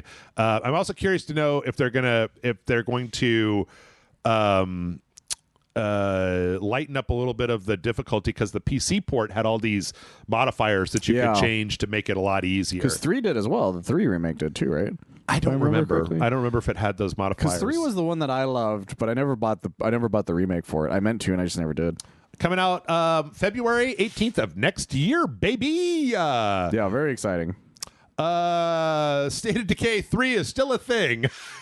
I remember watching this going, what is this? And then I realized it was State of Decay 3, and I'm like, oh, I don't care anymore. I'm not looking to yuck anybody's yum, but I just don't get it. I've played a bunch of the State of Decay games, and I'm like, I don't know what it is about this that captures y'all's imagination so much. It seems like a third person zombie action game that's kind of okay. this looks nice. Yeah, it looked nice. It looks a lot nicer than some of the other really ones. fun type thing. But once I realized what it was, I was like, oh, this is going to be. It's not going to be for me overall. You know what I need? You know what I need for this franchise to get me excited, Michael, is I need one of those like 30-minute developer walkthroughs showing me why this is special. Because I don't think I ever got there on my own when I was playing the games. And so I need a developer to be like, this is why everybody is so excited about this game. Yeah, when you get to the point where it's supposed to be fun. Yes. But the problem is we never do. Yeah, I always stop playing it before that. But it does look a lot nicer than the previous ones. It looks like they've 100%. definitely been doing some work on this, especially because all these streams are in 1440p and I downloaded 1080p version, so it's even nicer than what we're seeing. But that's coming out 2027. It's got a full-on release window, I suppose. Looks a lot like a State of Decay game, third person, lots of weird zombies and explosions and some building stuff. So sometime next year. Sea of Thieves Season 20. That's the thing. Yeah, they're gonna have a make your own level thing. Whatever. I think that's all I think it's the only thing they announced. Metro 2039 got actual gameplay. This looked great. A teaser from before.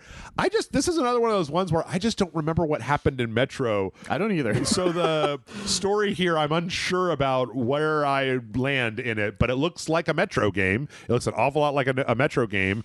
Actually, it looks more like they've got more outside of the Metro stuff than I remember in most of the Metro games, like more on the surface stuff than I remember seeing I think before. it's because the plot just kept moving more and more forward, I think is what happened. Because I've never read the books these are based on either. Yeah. I mean, but I don't know. I'm interested in this. Like, I liked the previous Metro game. It's always been the sort of thing that I like, but I've never been, like, in love with. They're fine. They're fun to play, but like I just said, I don't even remember what happened in the last one because I played it. I remembered while I was playing it. Then when I was done, my brain was like, okay, we need to hold on to that. Get it out of here. Yeah, pretty much. Yeah, it's one of those series that like has a great pedigree of like critic love, and then you play it, and then you just sort of forget about it. It's like Stalker, but easy. Yeah. It's like Stalker, but playable for me. I always like the idea of Metro, but I've never really gotten into them. The last one was good. That's the thing I will say is that they seem like everyone gets better than the last one. Yeah. So that's a great endorsement, and it makes me excited. I do want to play this. It's coming out February of next year. Let's see. Okay, we got done. Bad Magpie is a Untitled Goose Game, but with a different bird. I love the idea of this one. This trailer surprisingly got to me. Yeah, it was just so heartfelt with like making you understand why he's a dick. Because he can't fly. He can't fly, and his family left him, and he's just like, well, fuck everyone else then. I'm gonna tear this place apart. And I was like, I'm on your side, Magpie. Yep. I do like his little hops. I like it when birds hop on the ground. And I love the ending. Like this surprise, like a star has landed and he's like giving him shiny things. Yep. And I think that's fun. It's an interesting little game. This is from a debut studio. So coming 2027, all that stuff. Very exciting. Yep. Wolong 2 is a thing. I'm surprised that first one did well enough to get a second one. I'm surprised that Neo did well enough to get 2 sequels. That's true. I'm surprised Team Ninja's still in fucking business, to be honest, because I don't remember. I've not heard of a single other human being who played Ninja Gaiden 4. So you know what? I forgot Ninja Gaiden 4 existed until this exact moment. I mean, this looks a lot like Wolong. And we played that. We did. We liked it. Yeah, we did. Which is worse that I forgot it existed. Yeah, I was like, maybe I'll play it on the PlayStation 5. How much is it? They were like a full $70. I was like, not today, Death. Yeah, this is the Sekiro-ish kind of one. It is more Chinese mythology than Japanese. The first one was okay. It seemed like, for some reason, I liked Neo, but I'd never got into Wolong, even though I tried. But they're making a second one, and it's coming out early next year. So there you go. Speaking of stuff that I've never really gotten into. Oh wait, this is a different game. No, this is the one. This is different, and it caught me the fuck off guard when it started. Oh, I laughed out loud. This is that. This is that cult one. Cult one, yeah. Yeah, you make a cult. I don't have this one on my list. I guess it got. I think it's called Let's Start a Cult. Yeah. No, actually, that might be the name of a movie. Let's see. Oh, what was it called? It was. We have at the end. Here we are. Join us. Yeah. I yeah. laughed out loud when it starts going. This is the secrets of making your own cult. I lost my shit immediately. Right. My girlfriend was watching it. She heard that and she was like, "I'm sorry, what?" It's to me. It looked a lot like. I'm sorry, I didn't have this one on my list, so I didn't like refresh myself on it. But I remember this one being like, this seems like if Cult of the Lamb was Postal. Yes. Like if Cult of the Lamb was also a Postal game, because it's full of like craziness, bullshit, insanity, weird shit. The main guy looks like the main guy from Far Cry 5. It looks like it could be really fun because it's both a base builder and a recruiter. Yeah. But also really funny looking. Yeah. And letting also you do stupid shit. The implications that maybe the cult actually isn't even the worst thing as well, which is like, it's fascinating. I'm absolutely fascinated by the idea of this entire thing. And it's a multiplayer game as well. You can do it by yourself, but you can do it with friends, and I think that's really fun. So yeah, it's like one of those. It's one of those like holy shit wackiness games, and I'm there for it. I'm there for it. I'm all here for it. Yep. That's a very stupid idea. Yep, and like it's going to be on Game Pass. I can't think of a better thing to be on Game Pass. The same. All right. Speaking of games that I've inexplicably not been able to get into, Senua's got a new game. I was shocked that this also got a sequel. I thought that Senua 2 didn't sell very well at all. So I thought so Team too. Ninja and Ninja Theory are both. I don't understand how either one of them are still in business. But I don't know. Asher Sharma got there before they said yes to it. Apparently. Well, or so after they said yes to it. One of the things I didn't really get it from this trailer because it was a relatively short montage trailer. Apparently, this one's going to be a lot more action focused. It's also just not named the same thing. Yeah, it's just called Senua. Yeah. And so I don't know. Maybe because I remember when did you and I play Senua 2? We did. Because I wasn't called Senua 2. What was it even called? Senua's. So I don't remember. It had a different name that was like. Yeah. That's why I was surprised because I was like, I swear this is a different game. 2. It was Hellblade 2, I think. Something. Anyway, I don't know. I just remember us playing it and being like, this is very pretty, but I'm not allowed to do anything. Like, I feel like this is a very pretty game where they're like, you can walk from this beach to this cathedral. And I'm like, it didn't really tell you anything. Can I do anything else? And they're like, no, it's too pretty for you to do anything. And I was like, okay. And then we got to like an action scene, and even then wasn't like as fun as we thought it would be. Yeah. But I don't know. They're making a new one. It's supposed to be more action focused. I played the first one all the way through because it was short. Yes, and it was interesting. Very short game. And but that was the thing I was thinking when I watched this trailer is that like the full motion facial capture was such a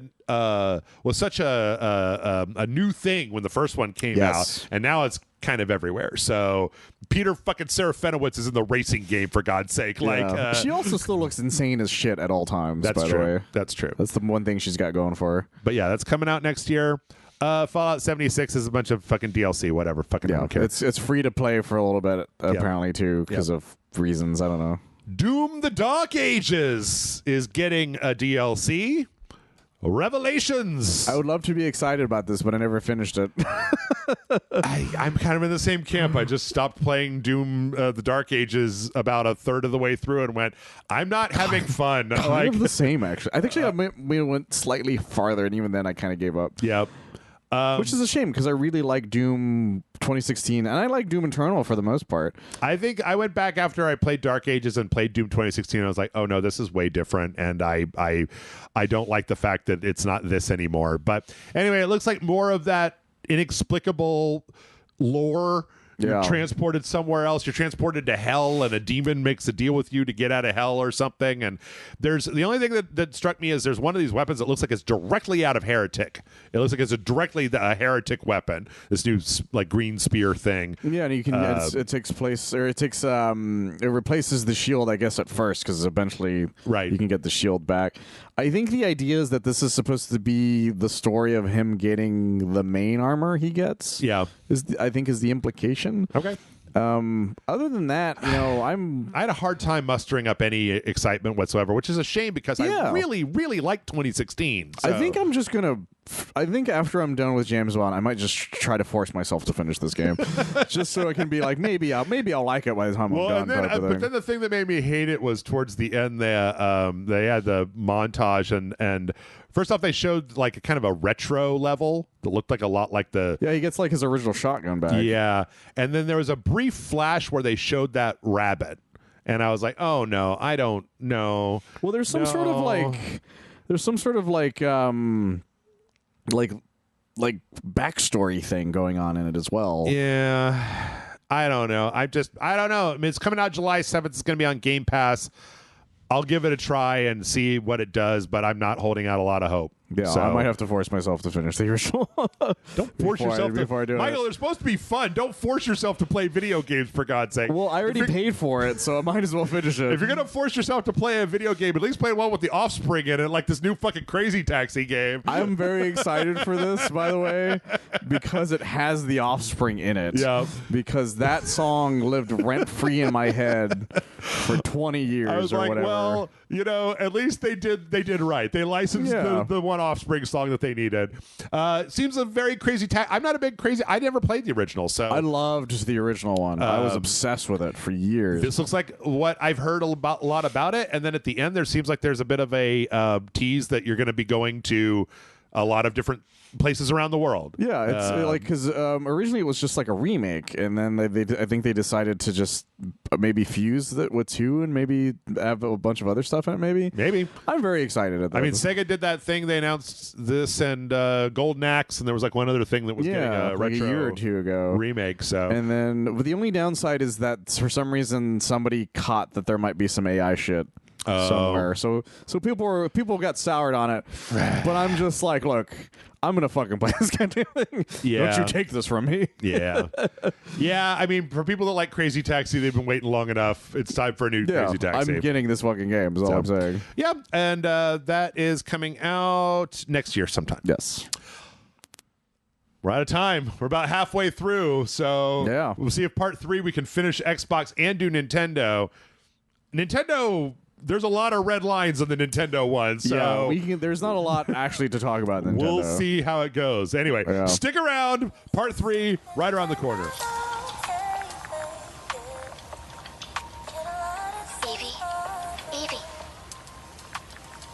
Evie. I'm listening. Scarlet Sin. That's the beginning and end of it all. How about you try taking a hit? You're acting a little strange. And we're back! Michael, you realize we're only halfway through. Oh, Jesus. We're 2 out of 4 right now. You just made me sad by saying that. Well, here, let me brighten up your day with a limited edition Xbox 25th edition. It's that see-through green bullshit. This is so easy to do. They got the see-through green controller. I had a friend message me right after this and goes, "Yeah, I'm gonna get this." I'm like, "What is wrong with you?" He's like, "I gotta have the see-through, Mike." It's see-through. I'm like, "God damn it, you guys!" People like a transparent thing. You remember there those transparent Nintendo controllers? People fucking flip their shit. It's true. I did find out something hilarious though. What's that? The back is not transparent. Oh. Well, you're not looking at the back, Michael. You're looking at the front. Yeah, because everybody was just like, "Oh, it's great," and then they finally showed the back, and they're like, "You fuckers!" Hey, you get people to buy some Xboxes. Age of Empires 4 as DLC.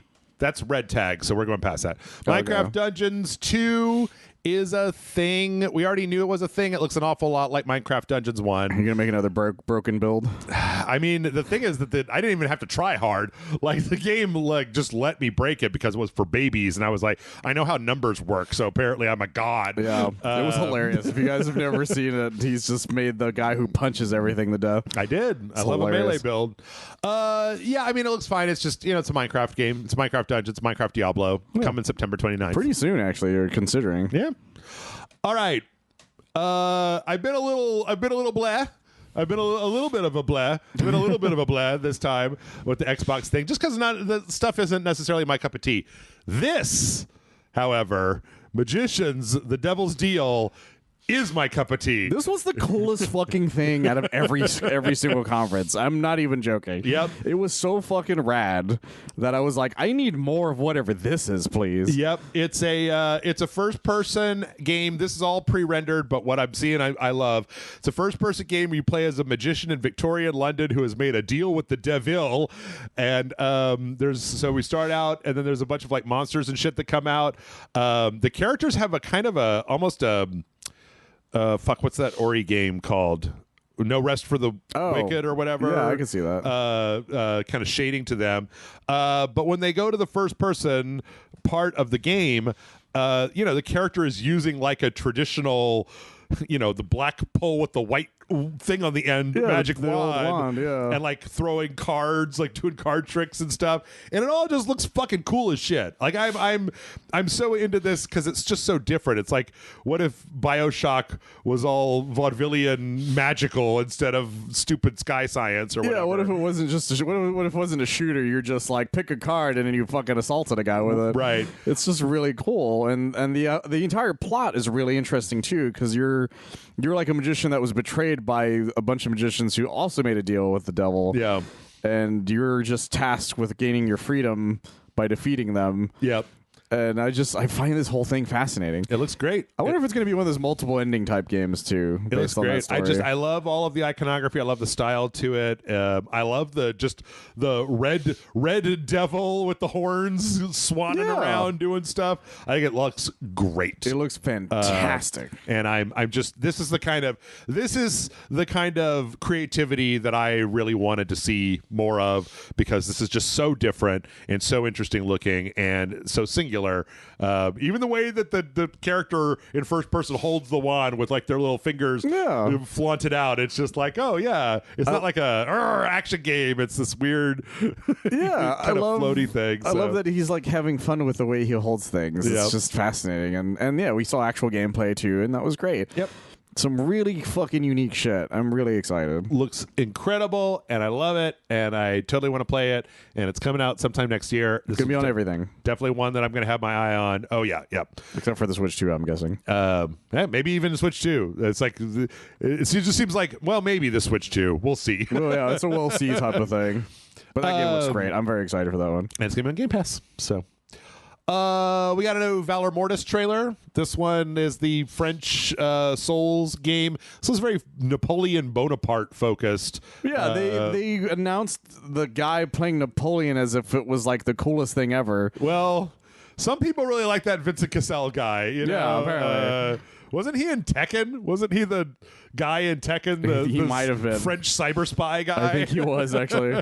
So yeah, he's played Napoleon. This is a weird kind of first-person Souls, disgusting Souls game where you're a French guy fighting a bunch of French guys and clockwork French guys, and it's all very French. So it's interesting. The original announcement date on this has since changed. They decided there's too many fucking people in September. Oh, they're going to be in October. Yeah.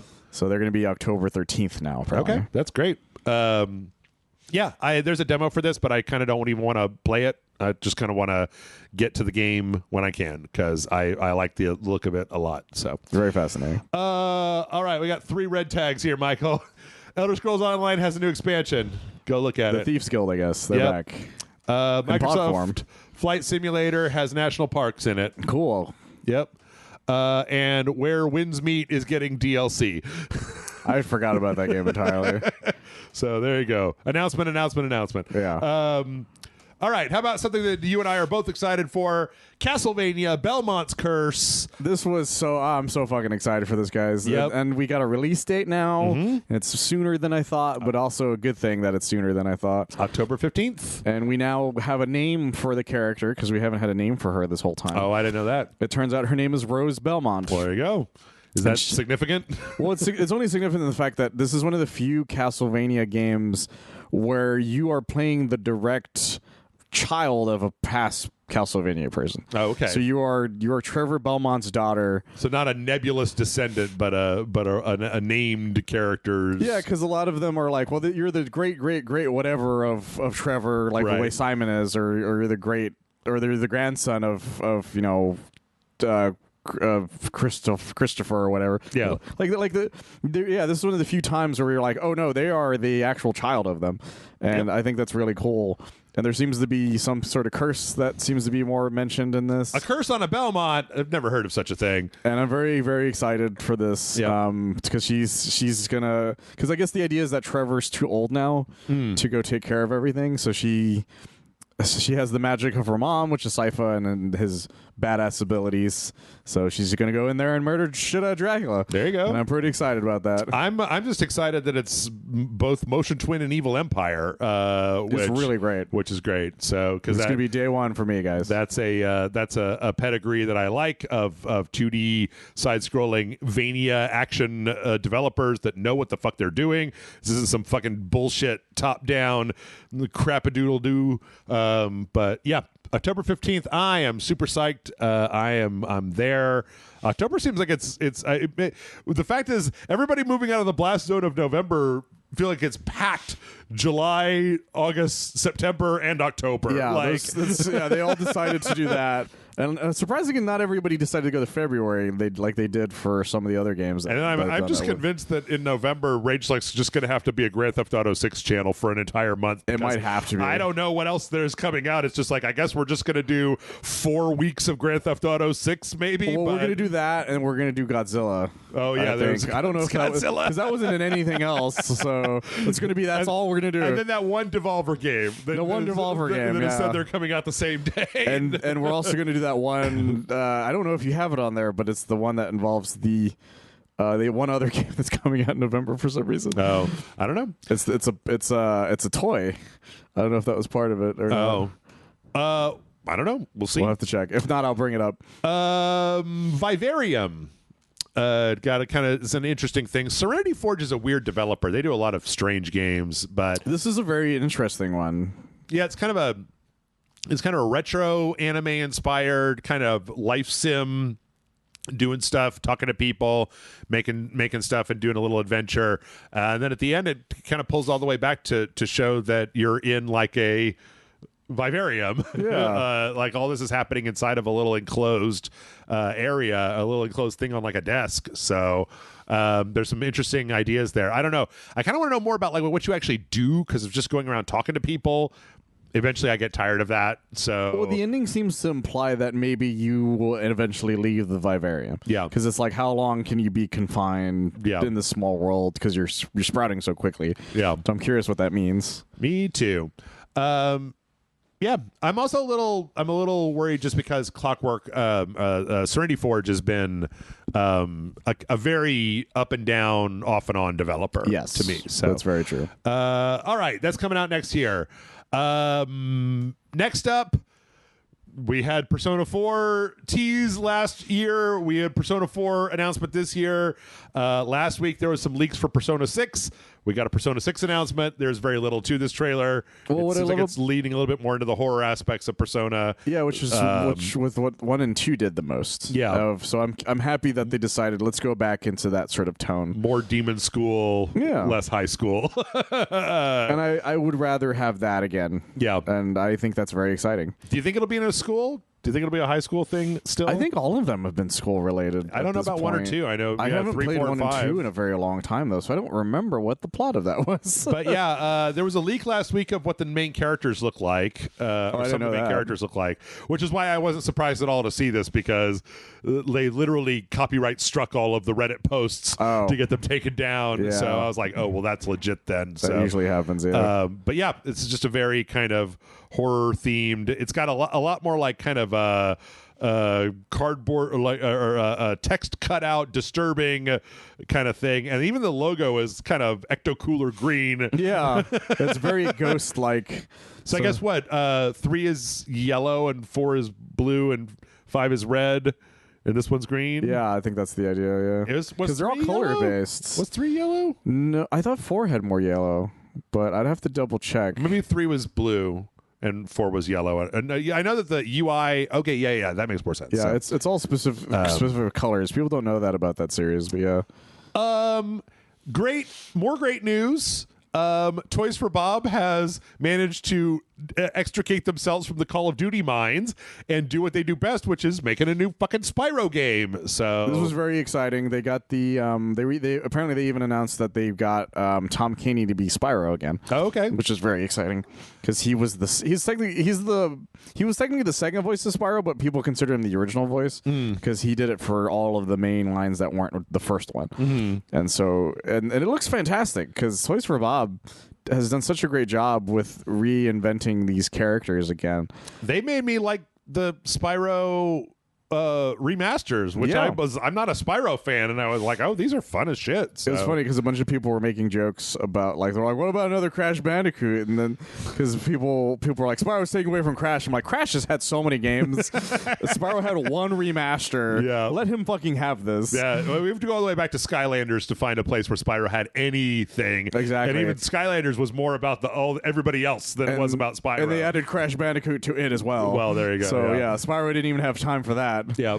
So yeah, that's exciting. I'm glad that that's a thing, and it looks like it's coming out sometime spring of next year. Yeah, which is also way faster than we expected. Yep. Clockwork Revolution got another trailer. I've been hyped for this for a while. This one showed off some of the characters and this kind of heist thing, and then showing there's like a time mechanic. I'm a sucker for a game with a time mechanic. I really am. And this kind of, again, Victorian steampunk, rabble-rousing time criminals. Yeah, man, that's my word cloud. Sign me up. Like, fucking put me on the list. Yeah, it's got a great sense of humor. Like, I love this. There's this point where they're like, well, there's this guy you got to talk to. It's a robot that you have to have authorization for to get him to work. And he's like, well, what's the authorization? What if I just shoot you a bunch of times? He's like, you can do it. Authorization granted. Authorization granted. Yeah, go ahead. Yeah. The main villainess reminds me a lot of that lady from Final Fantasy VIII for some reason. Kind of, actually, yeah. And she's just as fucking smarmy and everything. Yeah. They really chew the scenery is what's going on. But I love this whole time travel idea. I do. I love it. I love time travel in a video game. And I think that it's got a lot. I mean, it's weird because I don't think of In Exile as being like a real top tier heavy hitter. Yeah, no, I don't either. But everything I've seen about this, I'm like, I want to go to there. Like, it seems like a singularity. If this is what I got to do to get another singularity, then I will play BioShock Infinite to get another singularity, please. But yeah, it looks just charming as shit. Like they went all in. They went whole hog, and I think it shows. And the only thing that was disappointing was that it's not coming out till next year. So yeah, and this is also one of the only other games they decided to make an exclusive to Xbox. Oh, okay. Which I thought was very interesting. Huge amount of track of that. But, well, yeah, it says it at the end of the trailer. They're like, also Xbox exclusive. Okay. And I thought that was legitimately. I actually was legitimately surprised by that, but it seems like a safe game to do that to. Yeah, not something that people are going to get. Like really, it's not a sequel that people are going to get all pissy about. Yeah, the way Outer Worlds 2 was the kind of thing. They're like, well, we can't make that an exclusive, and we can't make Spyro an exclusive type of thing. Yeah, but this, this is a whole new thing. Looks fucking great. I think it looks fucking great. Yeah, I think it looks fucking great. So. I'm very excited for this. And then let's finish up with Xbox. I didn't actually realize what I was seeing when I watched this. Once I realized what it was, I was even less interested than what I thought. Yeah, Modern Warfare 4. Modern Warfare, of course, clombs onto everything, and so extraction shooters are a thing right now, and so Modern Warfare 4 will have its own extraction mode. I was like, so... God, fuck you, Modern Warfare. You already was like, oh, we need a Battle Royale. Put a Battle Royale in there, and it's like, okay. And they're like, oh, we need extraction. Put extraction. Oh, fuck I was you guys. so tickled by the really bad voice chat they added to it. Oh, yeah. The fake voice chat. They didn't sound like they were having any fun. They were all like, they were acting as if this was their fucking job. Right. I was like, what is wrong with you people? Yeah. So yeah, this is an extraction mode. This trailer went on for a little while. It seems like it's in their Modern Warfare map. They've got the Korean map that they're going to be using for this. Fine. Whatever. I mean, extraction is a thing right now. Yeah. So Call of Duty can't come up with Activision can't come up with anything original, so they might as well just fucking glom on to whatever everybody else is into. That's true. I also laughed really hard because he gets this, like, the heavy machine gun. Yeah. He's all excited, and they immediately get sniped. Right. And he's like, oh, yeah, that's the worst gun to have for that situation, man. Yeah, and that was Xbox. Like I said, I wish that I was more excited for a lot of these things. It's not that they're not. It looks not that they look like bad games. It's just so many of them are just not in my Venn diagram, right? They're it's also stuff we've been waiting on in a while. That's true. Like, as excited as I was for that Fable trailer, we've been waiting for Fable forever. Yeah. They could have just went Fable next year, and I would have been fine with that. Yeah. Yep. So, and I know a lot of people that are really excited for E-Day, that have been waiting for E-Day for a while. And you guys can watch the direct thing they did directly after it. And I also recommend that everybody go check out the that 30-minute Fable thing that they did, because it was pretty strong. It was like a big gameplay segment. It wasn't really action focused, but it was kind of about how, like, the interacting with the NPCs in the game, how that works. The main character is trying to, like, buy a house in order to go on a date with a woman who wants a homeowner type of thing. So it's a whole fucking thing. I've always loved the Fable series. It's such a great fun time. All right, Michael, what do you want to put down some odds here? What do you think? Do you think we can get through Nintendo Direct in 30 minutes? I think we could. I think we can. There's so little to talk about. I think we can. I think the most we'll talk about, I will bring up why is going to be the most we talk about. That's true. Okay. We start with Rhythm Heaven Groove. Which I think is just, I don't know really what there is to say about Rhythm Heaven Groove. Well, look, if you played any of the Rhythm Heaven games, you know what you're getting into. I guess they did announce that there's, like, multiplayer, so you can have, like, 4 players that are all doing the rhythm. That's true. Which is a new thing, but mostly it's just Rhythm Heaven. It's tapping along to the beat, doing a thing along to the beat, little crazy WarioWare mini games. I actually have more fun watching people perfect this game than playing these games. Yeah. Well, it's also weird to me because there's another game, I can't remember the name of it, that came out on the PC that's a similar rhythm game, but I watched a YouTube video where they showed what happens at the end, and it's fucking nuts. Like, it's a real big payoff for playing that rhythm game. And I'm like, well, I'd rather do that than just... I'm an Asu Tatekio Wendon guy. I'm not a fucking Rhythm Heaven guy. The coolest things are watching people do the full Rhythm Heaven moment where you have to do every single mini game one after another. Oh, yeah. It makes, like, one really long song. It's really fun. They also have a little RPG mode where you're doing specific taps in order to do specific spells. And I'm like, well, that's a little bit more interesting. That is actually kind of cool. That was one of the cooler things that they showed off in it. But, yeah, I don't know. Rhythm Heaven Groove, July 2nd. It's right around the corner, coming out. I mean, it is what it is. You know whether you're going to want to play this or not. That's true. I'm sure that it's fine for what it is. It's just whether you want to invest that in it. Onimusha is going to be on the Switch too. Yes. Given the other stuff that Capcom has put out, that doesn't surprise me. Dragon's Dogma 2 is also going to be on the Switch too. The big thing that was in here, to the point where I actually have a full separate trailer for it, is October 9th. It's coming to Switch 2, and it's also then releasing a full DLC for the game, which is interesting. That there's the thing, the Direct got some interesting stuff from other games. Yes, that did catch us off guard. Yes, a lot of this is just announcements of things that are good games that are going to be on the Switch too, and that's great. And it looks like they're adding a bunch of new stuff into this. They showed one of the pawns giving you like a leg up. It's got a big snowy kind of Norse themed area. There's a new. It's called Dark Arisen, so I'm sure that it's like one of the previous Arisen is there, and he's having a problem. So there's going to be some new classes. I'm excited because I really liked Dragon's Dogma 2. So yeah, October 9th. The only thing is creature designs too. I don't know if you have to play all the way back through the game in order to get to the DLC. Oh, so that's a good question. Actually, anyway, okay, Quick Like a Bunny, Stellar Blade is going to come to the Switch 2. Now you can have your ass in the Switch. Yep. Orbital's got a release date of September 3rd. That looks fun still. Yeah, that's that co-op kind of 90s themed sci-fi anime. Rayman Legends got a brief mention, October 1st. We also got August 4th as a release date for Big Walk, which is the latest game from House, the Untitled Goose Game, and it looks like a real friend slop, fucking around with your friends, walking around these little crazy. There were these little cooties. Do you remember those? Yeah. These guys look kind of like cooties, like I can see that. The little toys I remember having when I was a kid. But it's a very just like you do a lot of silly shit. You're trying to solve puzzles. You know, they have the same thing in here that they have in the last trailer I watched, where at the end somebody just runs up and grabs a person's goggles and drop kicks them into the ocean. And it's funny that of all the consoles that got a friend slot game fully, it was Nintendo of all places. Well, I think this is on everything else as well. Yeah, but you know what I mean. Like I feel like even the PlayStation and Xbox haven't really gotten any. Yeah, I guess Crash Out Crew, but not much else. Yeah, because I remember the trailer for this originally. There was like the thing with the different symbols and stuff with the little weirdo ant dudes or whatever. It's fascinating shit, guys. So yeah. One Piece Grand Gourmet is an exercise in like I have no idea why this game exists. I don't either. Like I recognize the art style from this one company that puts out like Game Dev Simulator and a bunch of other types of games. I'm pretty sure it's the same developer, and so it's just a simulator where you're running a One Piece restaurant and the people from One Piece come in and they eat at your restaurant, and it's not like and then you go fight. Nope. It's just eaten at a One Piece restaurant. Well, you're the chef from One Piece. Yeah, running the restaurant, and you send the crew out to get ingredients. Okay. And some characters show up and help you cook. Sure, but that's kind of all it is. Yep.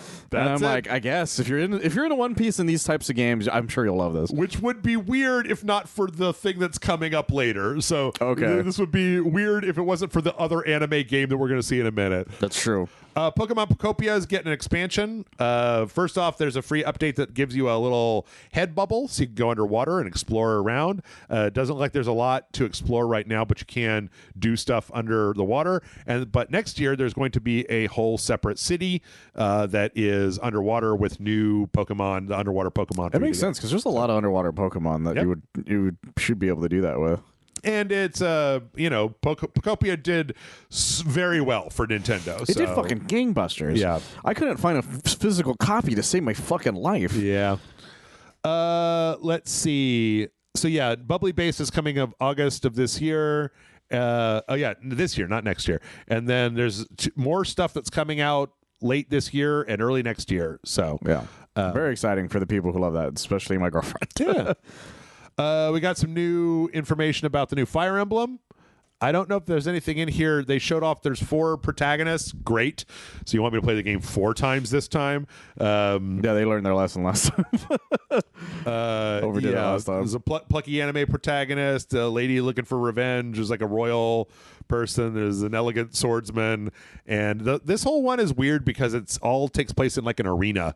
It's like an arena-focused thing, but you still get to walk around in between arena fights and have nice conversations with people. I'm like, don't you normally put like slaves and the downtrodden in the arena? Usually you do. Maybe that's who the one guy is. Yeah, maybe. But yeah, you can recruit people, you can train, you can go do dungeons and stuff to level up.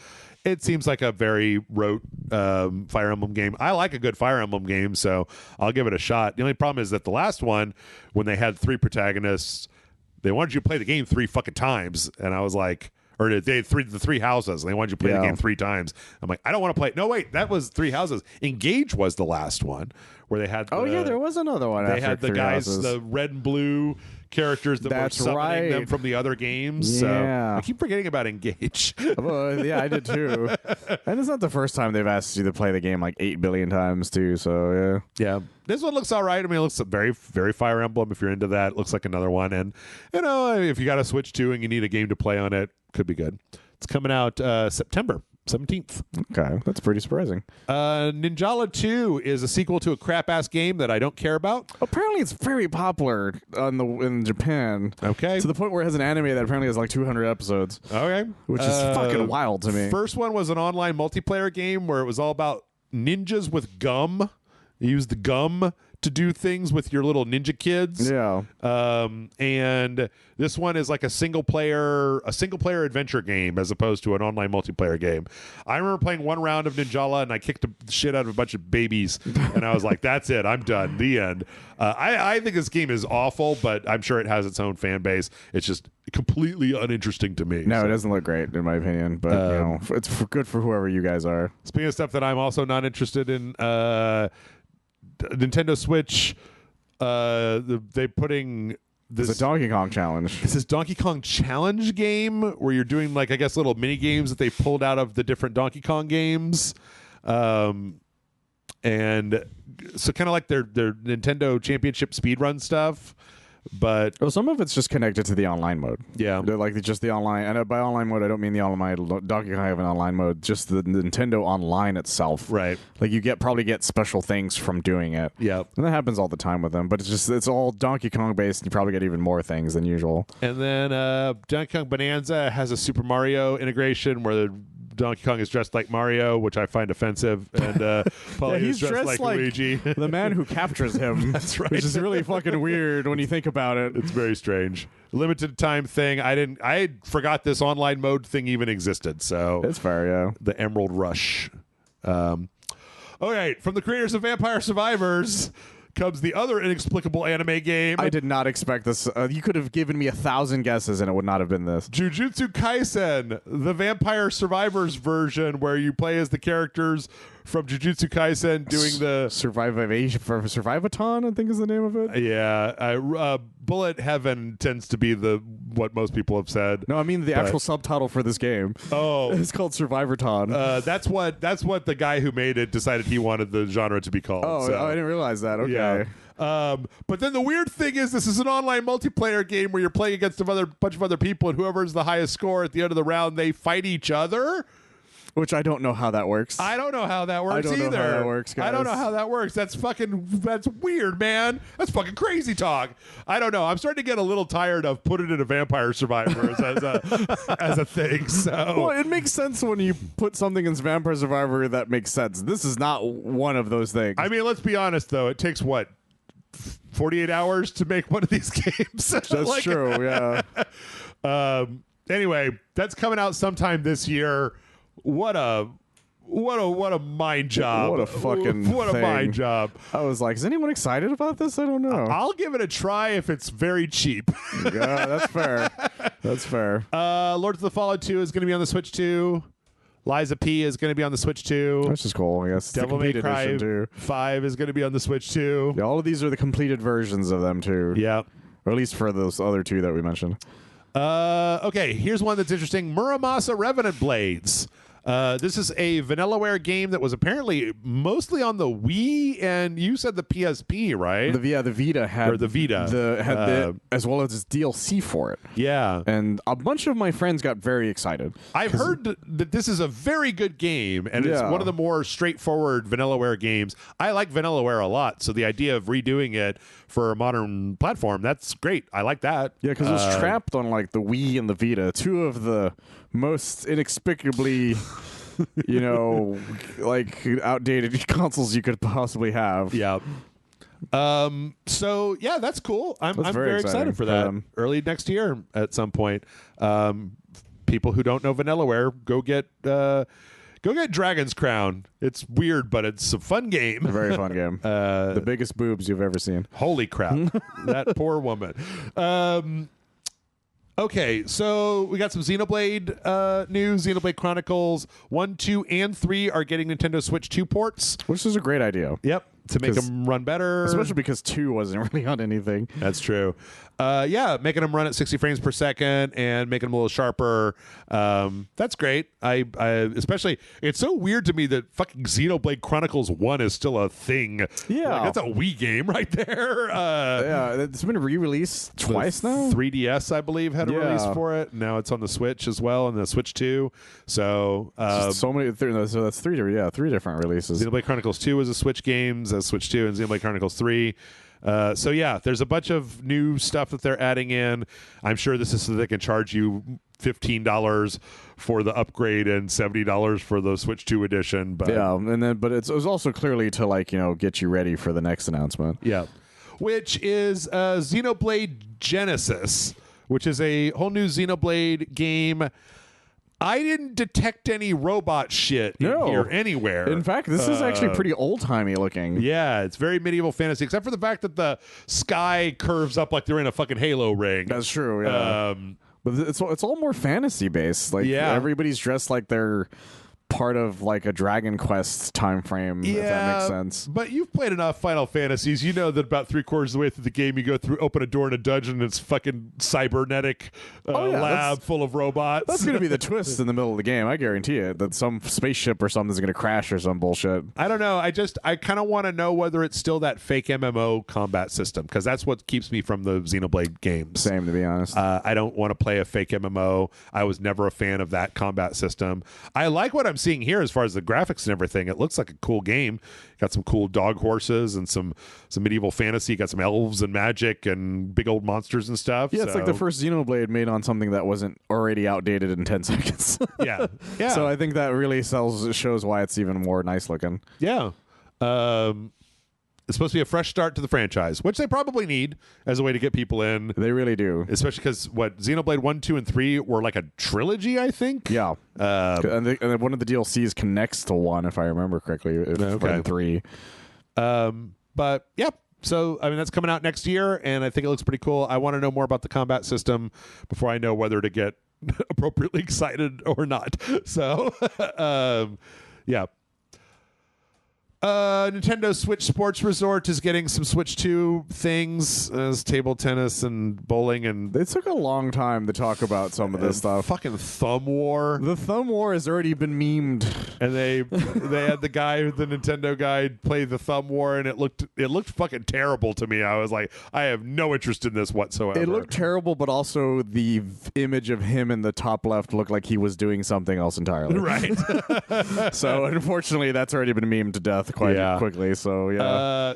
October 22nd, there'll be an upgrade to the Switch 2 version of Sports Resort. Next up, RuneScape Dragon Wilds. Yeah. No RuneScape Dragon Wilds here. Another one. Hello Kitty Party Land. Has a Mario Party mini game with Hello Kitty up to 4 players, Gudetama and a bunch of other people. So great. Okay, that's cool. That's coming out October 29th, which is fine. After that, we got Star Fox 2. Nothing new here. Yeah, just more Star Fox. Just more Star Fox coming out in June. There's a demo out now that you can play on the Switch too. So. But yeah, that's it. I was like, oh, should we play the demo? And I was like, nah, that shit's coming out real soon. Yeah, so within like a month or two.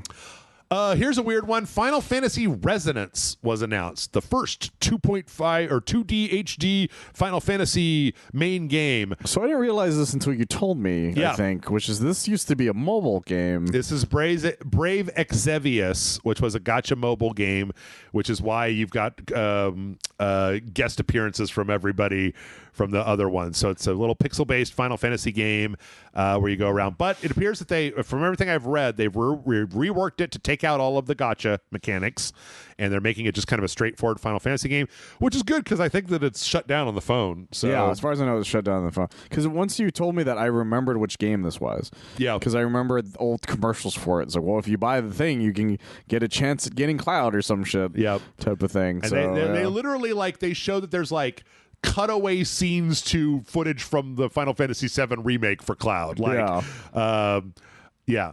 So I'm interested. Like, apparently the people that liked Brave Exvius really liked it, even though it was a gacha game.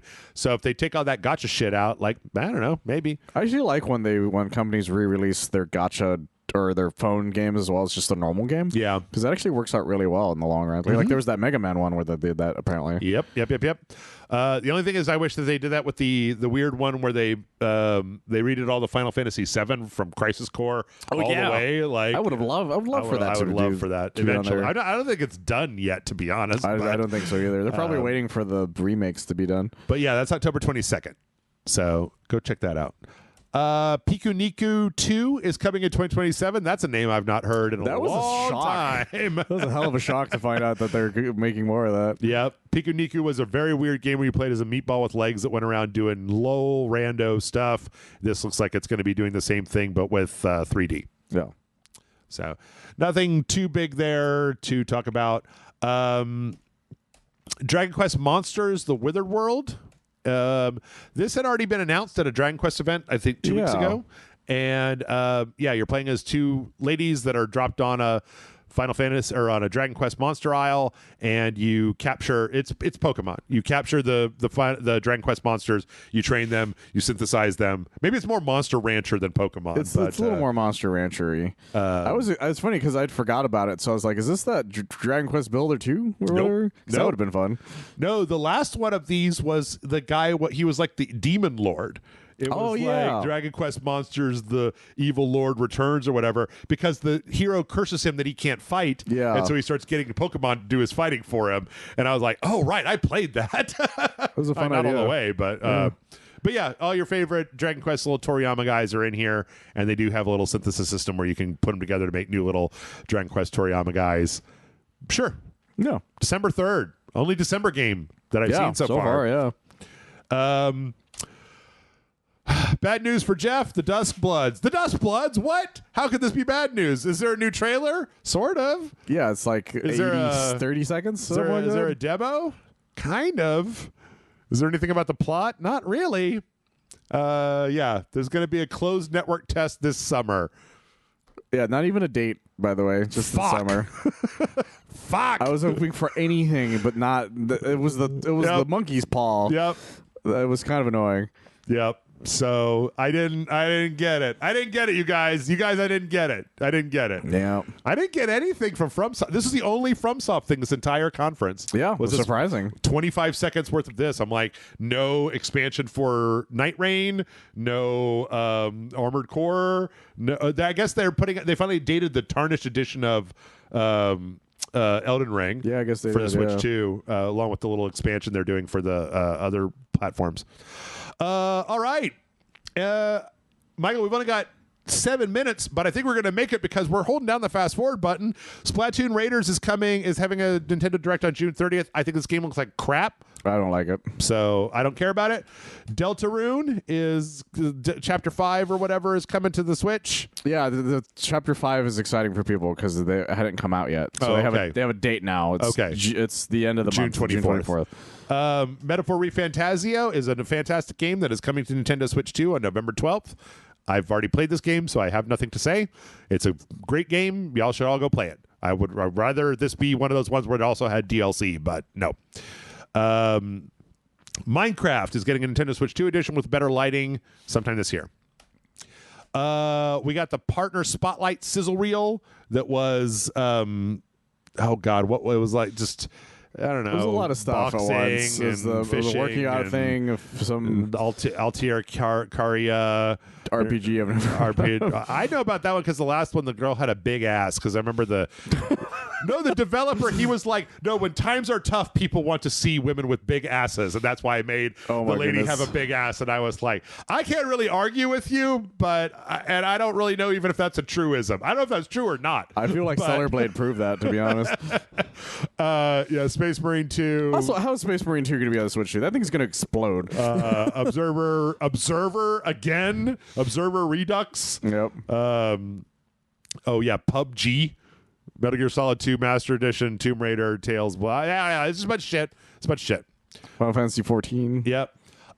Kingdom Hearts Collection 1 through 3 is getting a release. Yeah. This is interesting because this was previously a Switch 1 streaming title. Yeah, it was only a cloud-based game originally. Yeah. But now it's a cloud-based. Now it's natively running on the hardware now. Yeah.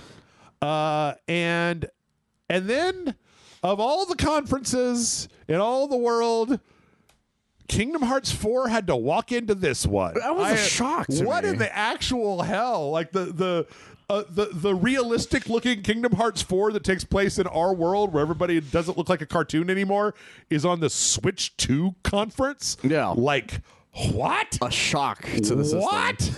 I was expecting this was a game I was expecting at Normal Game Fest or maybe even the Xbox One. Yeah. Or maybe even State of Play. Sony? Literally anyone else other than the Direct. Yep. Except for the PC gaming viewer. But this is the first thing we've seen in years for this game. They had that one tiny little teaser. Him waking up and then the giant thing attacking, and that was kind of it. Yeah. But now we see like the actual gameplay. It's more Kingdom Hearts as Kingdom Hearts, but nicer looking is the best way of putting it. Yeah, Sora looks old.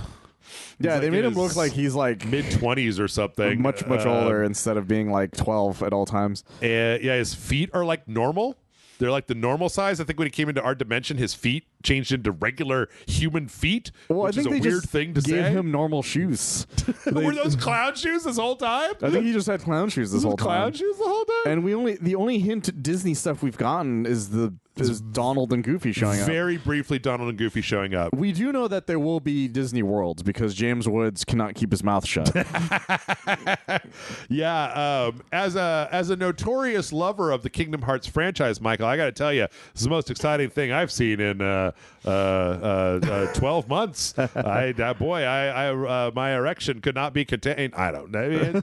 It's great. It's great. Like I know that people that love this really love it, yes. And I'm glad to see that the next convoluted chapter of the Kingdom Hearts fucking mess that is Kingdom Hearts is coming out. There's a giant Heartless in New York City. Cool. Sora's got regular feet. Cool. Donald and Goofy look like more realistic versions of a cartoon. Cool. Like, yeah, they're normal people. It's very strange world. And now let me tell you my brave and controversial opinion. I want to see what it looks like running on a real grown-up machine of any sort. An Xbox Series X. I'd like to see how it runs. I want to see what new worlds they end up doing. If they end up getting, if they were able to convince Marvel to let them use their shit. It's Turning Red and Ilio and Zootopia 2. Zootopia 2. What's the one with the Zootopia was Soul? The last one. Soul, yeah. And Soul is in there. They'll do Soul. They'll bring in what was the name of the other one that was like that did terribly? I don't know. I thought I already. Wait, no, we already talked about. But Hoppers was the one we didn't bring up. But Hoppers did well. Hoppers. They're gonna do Hoppers. They're gonna be a beaver mode. Put that Hopper. There's gonna be Beaver Sora. Beaver Sora. Yeah. Sora's a big fat beaver. Exactly. He's Winona's big brown beaver. All right. Well, you know what? We're out of time, and we have one more. Oh, actually, we're not out of time, but we don't have enough time to talk about. Our final thing, which I don't even know how much I have to talk about it. But you know what? I don't really know either. I'm going to give us plenty of time to talk about it because we also have a whole shitload of other stuff. This last segment's going to be weird because it's going to be me opening YouTube videos as opposed to watching conferences. Pretty much, yeah. Because we don't have time to go over the ones that I don't care about anymore. We're in the end game now, Cap. We've got very little time left. So stick around. We got one more 45-minute segment. We'll see you in just a minute. Long ago, there was a land called Hyrule, created by beings of supreme divinity. At the very edge of this kingdom, there lay a small forest. Within it, an ancient solitary tree quietly watched over the inhabitants of the forest. And we're back! And here we are, the final bonus section. Yeah. We're going to finish up Nintendo. I realize that we're not going to give the PC Gaming Show a deep dive. I don't think we should. And the future. What we're going to do is we're going to finish up this last thing from Nintendo, and this is going to be more of a grab bag. I realize that in previous years, we've tried to do the entire PC Gaming Show and Devolver, yes. and that would have taken up this entire segment. But instead, we're going to talk about highlights from a lot of the different other shows as soon as we get done talking about the Ocarina of Time remake. Yeah, we have all the Ocarina of Time in the world, Jeff. Yep. Actually, fuck, we got to do Day of the Devs. Fuck, I forgot. I forgot about Day of the Devs. How did I forget about Day of the Devs? All right, so Ocarina of Time remake. Such a fucking teaser. Yes. We got some voiceover over a little tapestry full of whatever, and then we see a sleepy young Link, and the Triforce pulses on his hand, and it's like, well, so I'm excited because I finally get to see what everybody loves so much.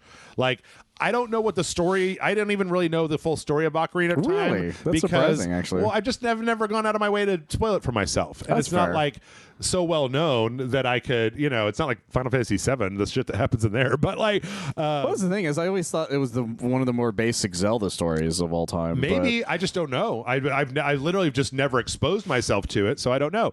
I tried playing it on the 3DS, and it was just a little bit rougher than I really wanted. That's fair.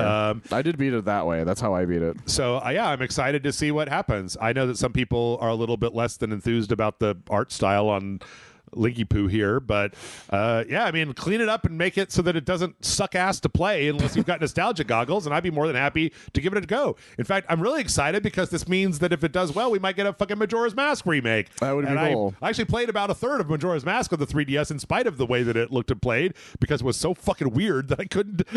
So anyway. Yeah, so fun fact, me and Jeff didn't really have a 64. Yeah. I didn't grow up on a 64, so I didn't play Ocarina of Time when it first came out. So I have zero nostalgia for it. I didn't play it until the 3DS one came out. And when I did, it was like, you know, like I understood why it was beloved because it's the first of the modern Zelda games, and which is the reason why I'm not even as excited as I should be because I'm like, this is just we've gone past this point type of thing. Sure, and I'm happy for everyone who's super excited. I am going to play it. Don't get me wrong. Yeah, because I am curious to see what a modern day remake of this game is instead without having to use the Z button lock on or whatever the fuck type thing. Z targeting to see if everything works. Yeah. And there's some fun tapestry stuff. I think it's hilarious that the tapestry devoted one spot to the guy who can't lift a rock in the village. But I'm the only thing that gives me pause is the fact that Link has that hire this man type tweet energy when you see him because he's so ultra realistic, which is a weird thing to say. Yeah, and it's also because his body proportions look kind of strange to me. But I think part of that's because he's kind of in a dead bug fetal position. Yeah, and he's also supposed to be like what 12 or something like that. Pretty young, yeah. And he's supposed to look like he matches the other elf people, which again makes sense, right? Because he's supposed to be, you know, like his body proportions are probably the same as everybody else at this point. Yeah. I mean, the thing that a lot of people have been pointing out is that it has a lot of that energy from the Star Fox remake of just like, oh, I don't know if you guys should be making this shit look this realistic. Like, that is the thing. A little bit less, 20%. Bring it down by about 20%. Because even his tunic looks just like it's very strange. It looks almost like a bag and stuff sort of thing. He's got like almost like an armor thing on for some reason. Yeah, I don't know. The thing is, we don't know enough about it. Yep. And I guarantee there's going to be a direct for it later this year. Oh, sure. Because based on the fact that the end of the thing says it's coming out. Yeah. Most likely this year. Yeah. I mean, and like, why step on Star Fox? Yeah. Right? Star Fox is the thing that we're pointing at right now that comes out at the end of the month. Why would you get people excited for yet a different remake? Just go to the end of the month before and then do a full direct on it and get people more excited. In fact, this direct had more Star Fox stuff after it type of thing, which the way Xbox had the Xbox thing. Yeah. Which is why we're skipping all that because all that stuff comes out soon anyway. Treehouse of Horror. Yeah. I'm like I said, I'm excited in the fact that like I want to see what a Zelda remake looks like. Like a legit remake looks like. The thing is that I will I get to use Hit Master Chief in it? I just want to know. I like Zelda games. Like the thing is that I don't like them when they do the thing that I don't like. This may be okay. That's so specific, Jeff. Go on. Skyward Sword had motion controls. I did not care for motion controls. I did not like it. They put out Skyward Sword without motion controls. I fucking loved that remake. Ocarina of Time is hailed as one of the greatest games of all time. But if you don't have like nostalgia goggles, it looks like ass. Okay, yes. Like it looks better than a lot of the other stuff that was around on the N64, but it still looks like it's like 8 polygons glued together. And they're like, I don't know, go to where the horses are at night. And I'm like, bitch, I don't know what that fucking means. Yeah. So like I don't like so if there's a way for me to play it where they sand off some of those rough edges and give me a little bit of time, that's fine. I'm 48, I'm not 16, I have jobs, I don't have like infinite time to figure out what the fuck they're talking about or a Nintendo Power subscription. Yeah, the other thing about the original one is that the fastest way to get around is rolling. Right. So I'm more than happy to give this a shot. And I think I'll probably end up really enjoying it. The other thing I was just thinking about to point out was like, you know, I can't believe you've never played this. I'm like, bitch, this is the 4th Zelda game.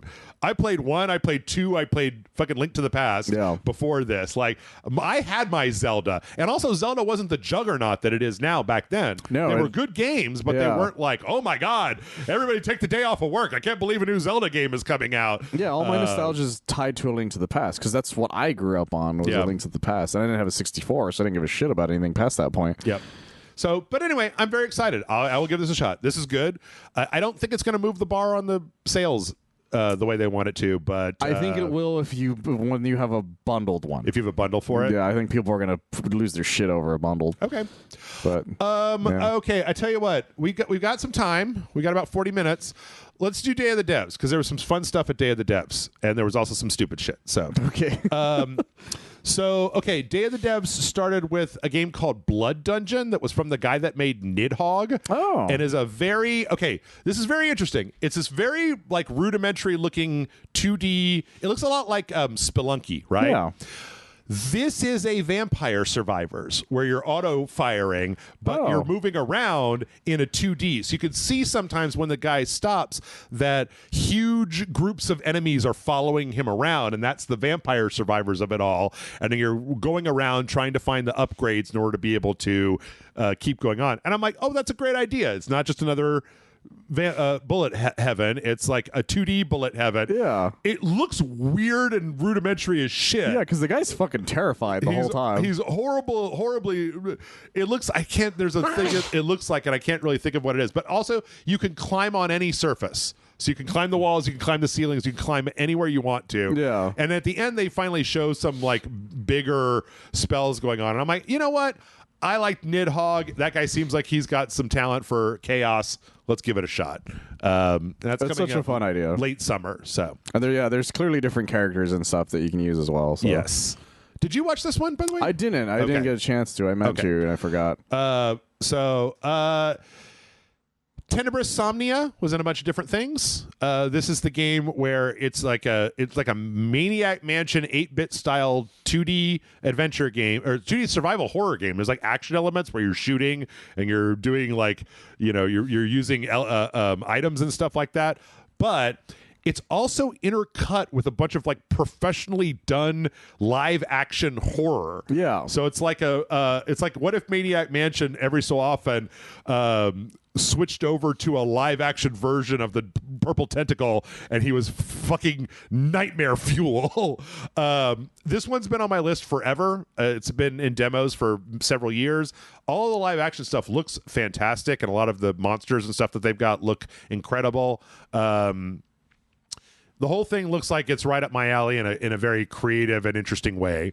Yeah, they put a ton of work into the cutscene stuff, so it really balances it out in a way that I don't think any other game has really done the same way. I've never seen this. That amount of full motion video is usually reserved for just a full motion video game. Or a game that is a lot more intricate. Right. Is the best way. But this is the equivalent of like if you're playing the Nintendo Friday the 13th game, right? And then in the middle of it showed the movie, right? Type of thing, which is fucking crazy. Yeah.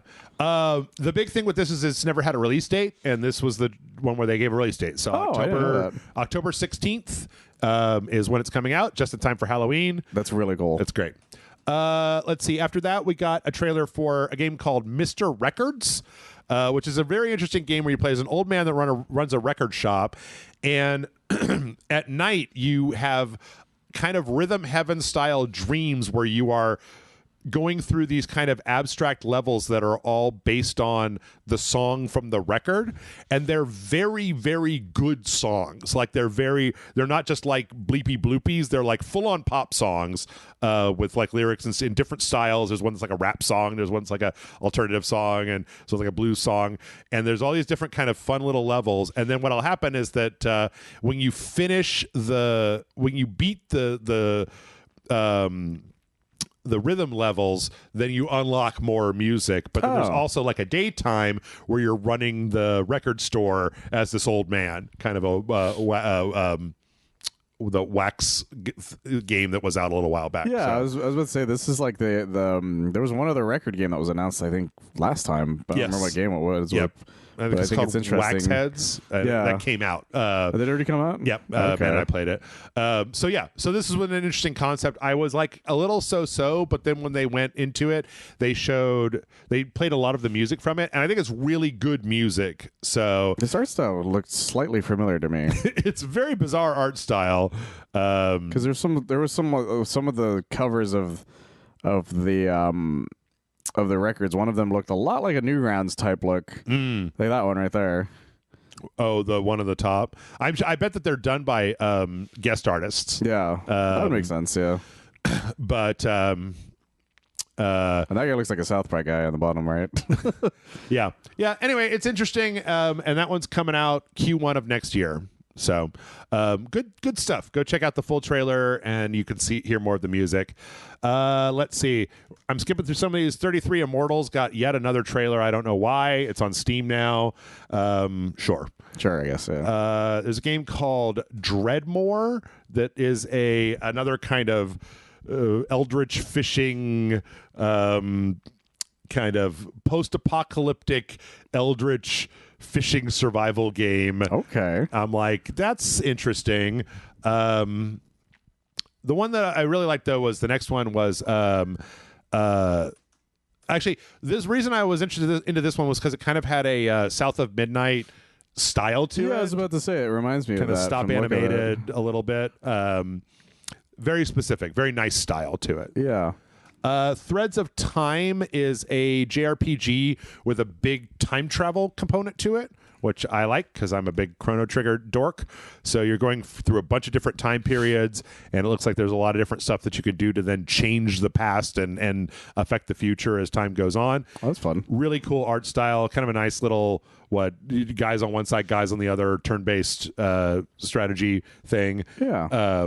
Which I dig. Like it's just very charming in its art style all the way around. And the fact that it's got, ancient history and far-flung future is again right up my alley.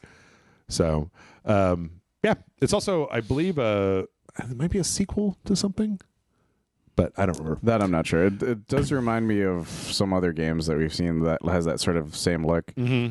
But it's got a very kind of RPG Maker, pixel-based sprites, and then kind of rudimentary 3D environments. Which is not a bad thing, to be honest. Yeah. A lot of those games are really fun. Yeah. Like, it reminds me of Sea of Stars. Oh, yeah. I can see that. I love Sea of Stars. Okay, skipping N plus Infinity Time 2. You remember N plus, the like weird, vaguely like rudimentary ninja jumping game? I don't like that game. Into the Unwell is that rubber hose game that got pushed out till next year. Oh yeah. I don't know if you were on the channel. This was supposed to go into early access, but they decided to delay it till next year and release it as a full 1.0. That much I do remember. We did talk about that at the time. There's another game called Bub that is this kind of mixed media project about this guy.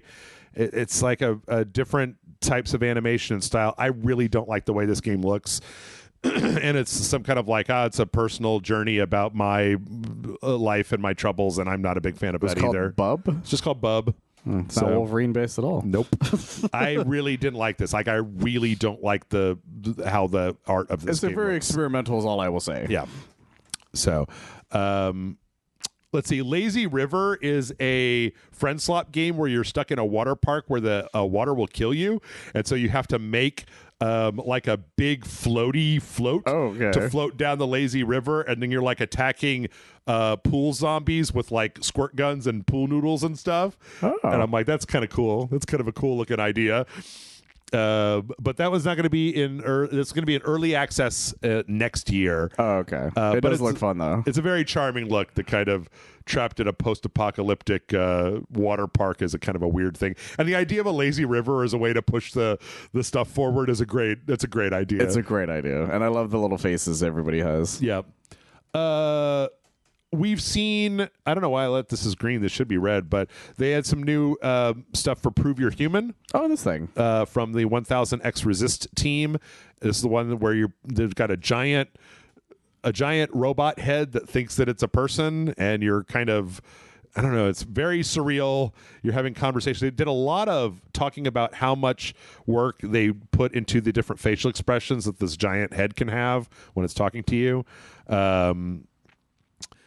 This is a very experimental studio, and I'm really interested. Oh no, that was it. They showed like a little iPad that literally had like different expressions and stuff that you could kind of puppet as it was going on, so that you could kind of in real time change stuff. And I'm like, that's a good idea instead of doing it after the fact. That's a great idea. But yeah, that's still doesn't have a release date. I think it looks cool. Ithaca is a game. I don't want to. I remember this being announced, and then we were like, I don't care. The guy comes out. He's like, "Hi, I'm this guy, and we make games that are not fun and are really depressing." And I'm like, "Cool, all right, bye." We got another trailer for Screenbound. Nothing new here. The thing where you've got the Game Boy. It's like a platformer. I'm really excited for this, but because there's a second disc that's not a platformer, but it's more a Legend of Zelda RPG. Oh, okay. Instead of jumping, it's top down.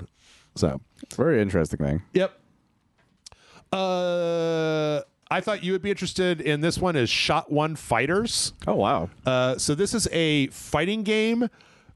It's like a 2D fighting game, but it's a Slay the Spire roguelike. Oh. So you go through and you get cards that unlock different types of moves that you can do as time goes forward, but then every fight is just like a 2D Street Fighter fight, like a fighting game. And I'm like, oh, that's a great idea. That's a fantastic idea. That's a great idea. That's the kind of shit I come here for. It's for like, oh yeah, those are two great tastes that taste great together, baby. That's such a crazy idea, and I love it. Yeah, and it looks great. It's got a very nice polished kind of 3D look to it. I like the character designs quite a bit too. Yeah, and it looks like there's a lot of different stuff. You're not just kind of fighting the same empty thing over and over again.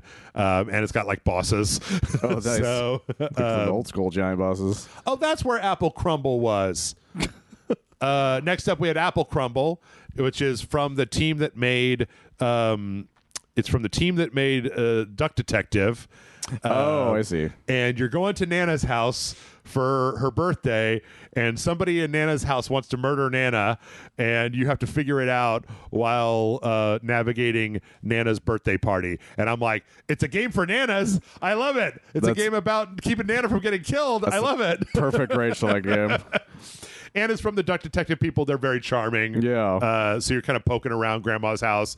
And I love the art style, these kind of weirdly threatening stick people, or not stick people, but weirdly threatening kind of low poly guys. It's really fun. I love this idea. Yeah.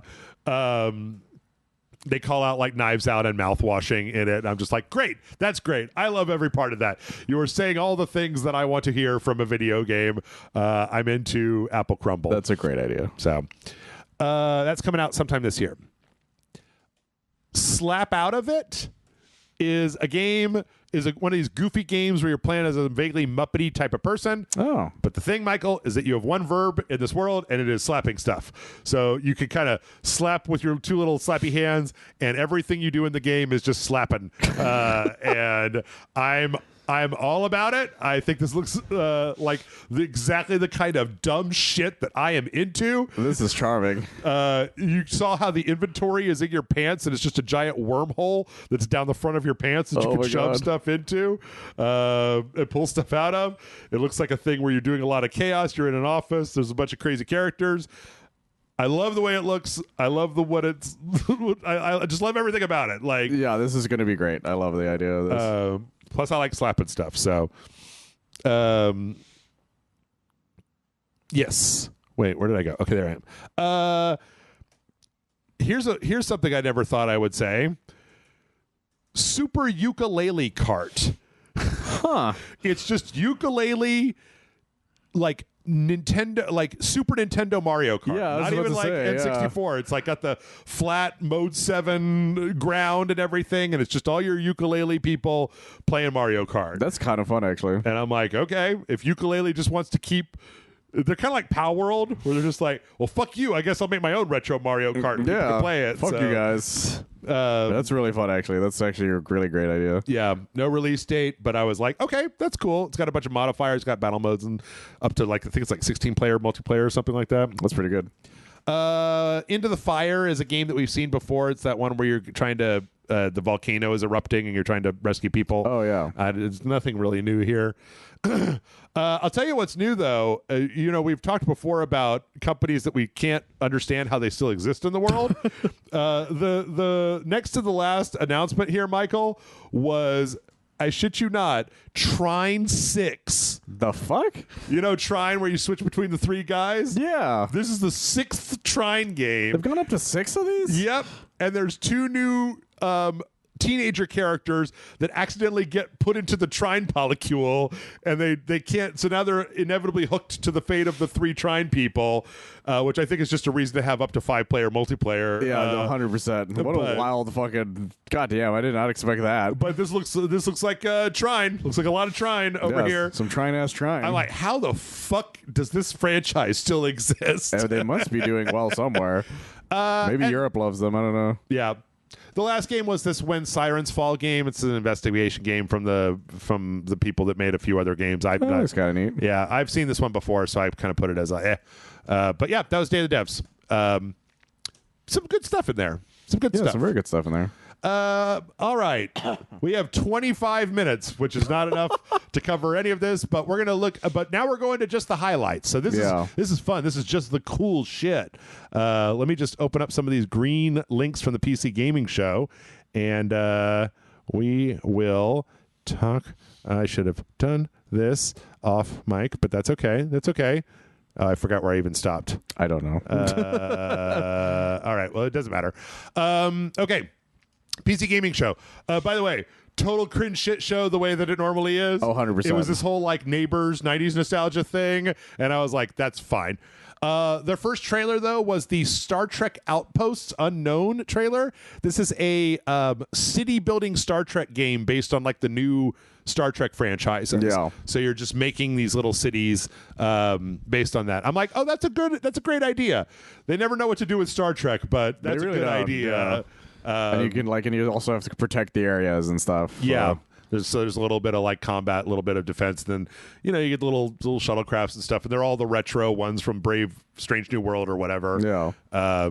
Which is pretty fun. So yeah, I mean, I also like the fact there's that thing where they're just fighting a giant purple cloud. Yeah. And I'm like, that's a very, very Star Trek old Star Trek all thing. It is too. That's my favorite thing. So, but yeah, that's a good idea. That's one that I'm. It was a great start to the show. Yeah.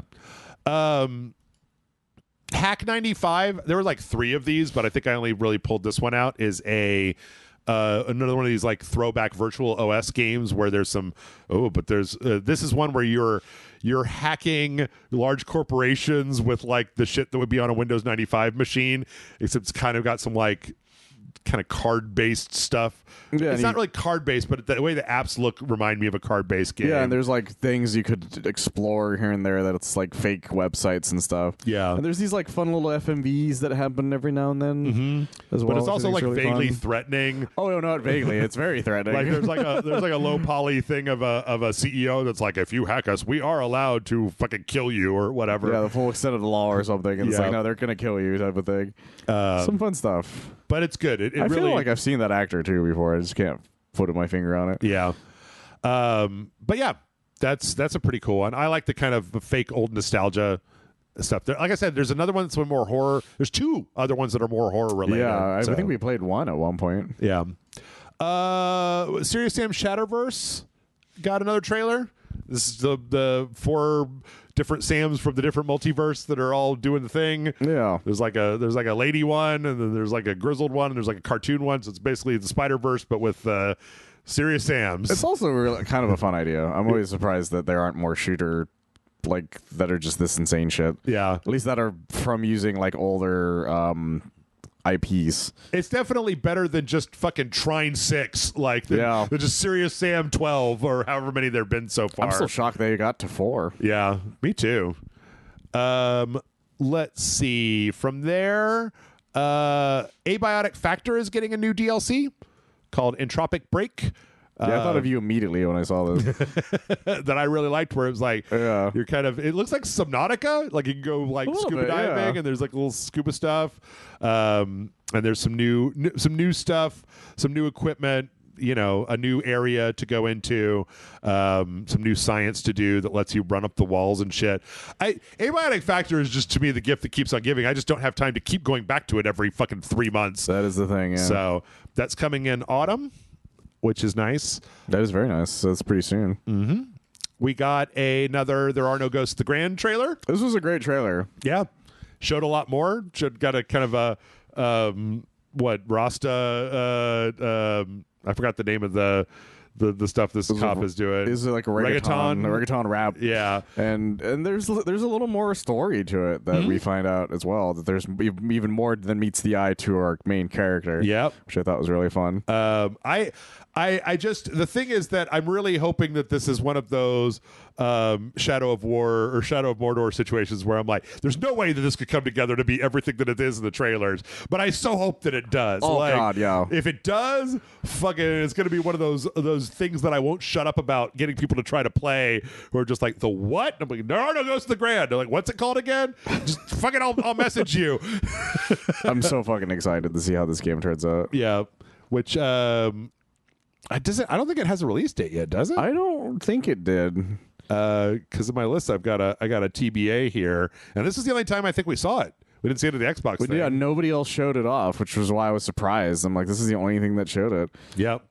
Ostensibly, it's supposed to be coming out Q4 2026. Okay, so that means any point from now till October, end of the year, September or October. Because it's not coming out in November. Or, I don't know. They could be very ballsy about it, but... Who knows? It's so different. Here's another weird one that I didn't think I would ever see again. Cassette Beasts has a new Cassette Beasts. Yeah. Which is the weird independent Pokemon game where you get the beasts and then you put them on a tape, and I don't remember exactly what the whole thing is. Well, you transform into them and then fight or whatever. Okay. But it's also the real world and not the real world. It's fucking weird. It's weird. It's very interesting. Yeah. I'm very curious to see how this ends up. Yeah.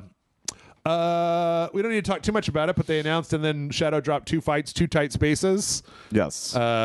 Which we played and had a really good time with. Yes. I actually realized, Michael, I'm going to apologize to you on air that I gave you the choice of games and you suggested this one, and then I just kind of ignored it when we get to 2 fights and 2 tight spaces. I was like, oh, we have a choice. And you were like, what about this one? And I was like, yeah, we should probably play that one. And then I just loaded up 2 fights and 2 tight spaces, and then later I was like, oh, wow, I just completely glossed over that. And I forgot that I had said that, too, until after we were done. And I was like, oh, yeah, I did say that. So I just wanted to let you know I felt appropriately bad about it. That was very funny. But we had a good time, though, so that's fine. Windrunners was an interesting one. This reminded me a lot of, do you remember Luftrausers? Yes. Kind of a 2D shmup defender kind of game, except this one is nice and crispy. Nice crispy graphics. Got a lot of stuff going on. Big old ships to blow up, which is pretty cool. Yeah. It's very fun looking. Yep. Let's see. We got the Planet Zoo 2 gameplay reveal. This one had already been teased and announced, but now we actually saw some gameplay about it. Some people really like this game. Yeah, people fucking love the Planet Zoo games. Yeah. I was like, oh. The thing that was weird to me, though, is the fact that all of these animals are almost photorealistic. Yeah. The people are weird cartoons with little black dot Coraline eyes. Yeah, that's really the weirdest part about the whole thing. They're all from The Simpsons, and then the elephant is from National Geographic, and I'm like, okay. It's kind of fun because of that reason. But yeah, looks like they've done a lot of work on the animals, and it looks great, and hopefully it'll be good. These are not...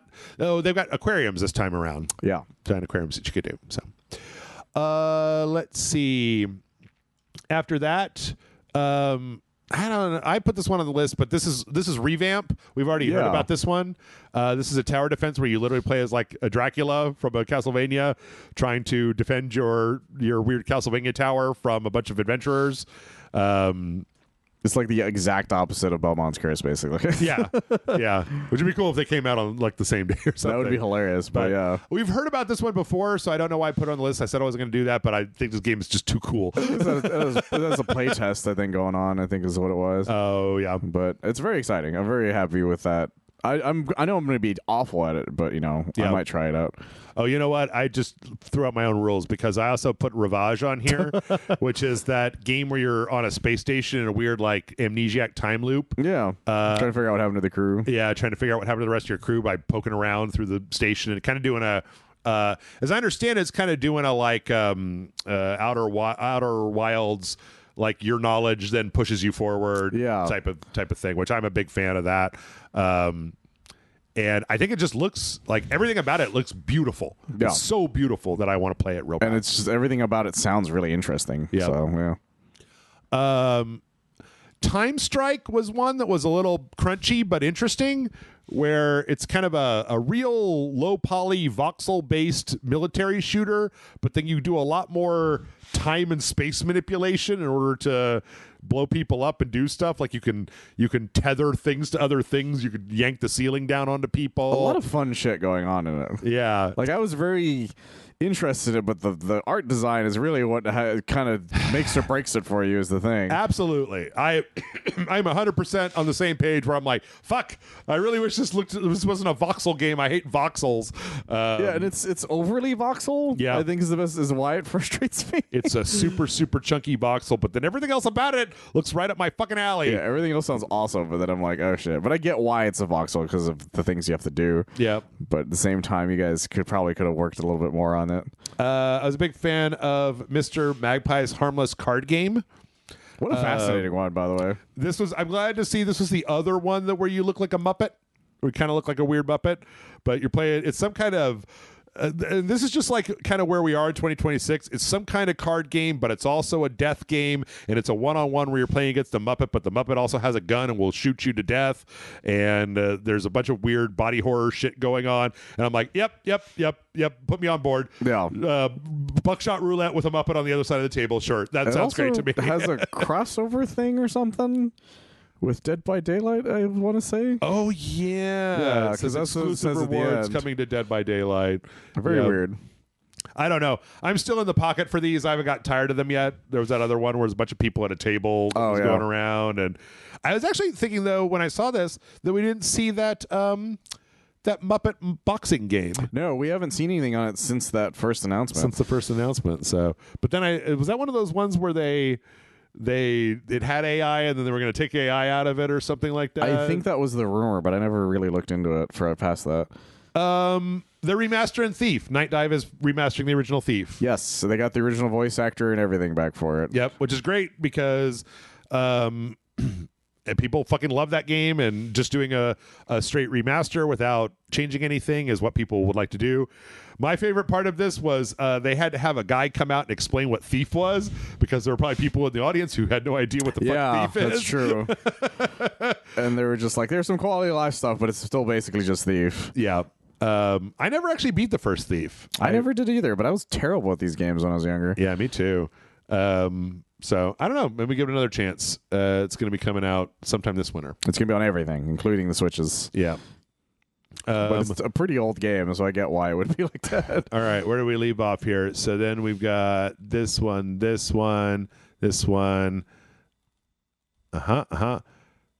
you guys can see there's more on here. There's so much more, guys. There's a lot more. There's a lot more. Barbie game that's going to fight Grand Theft Auto.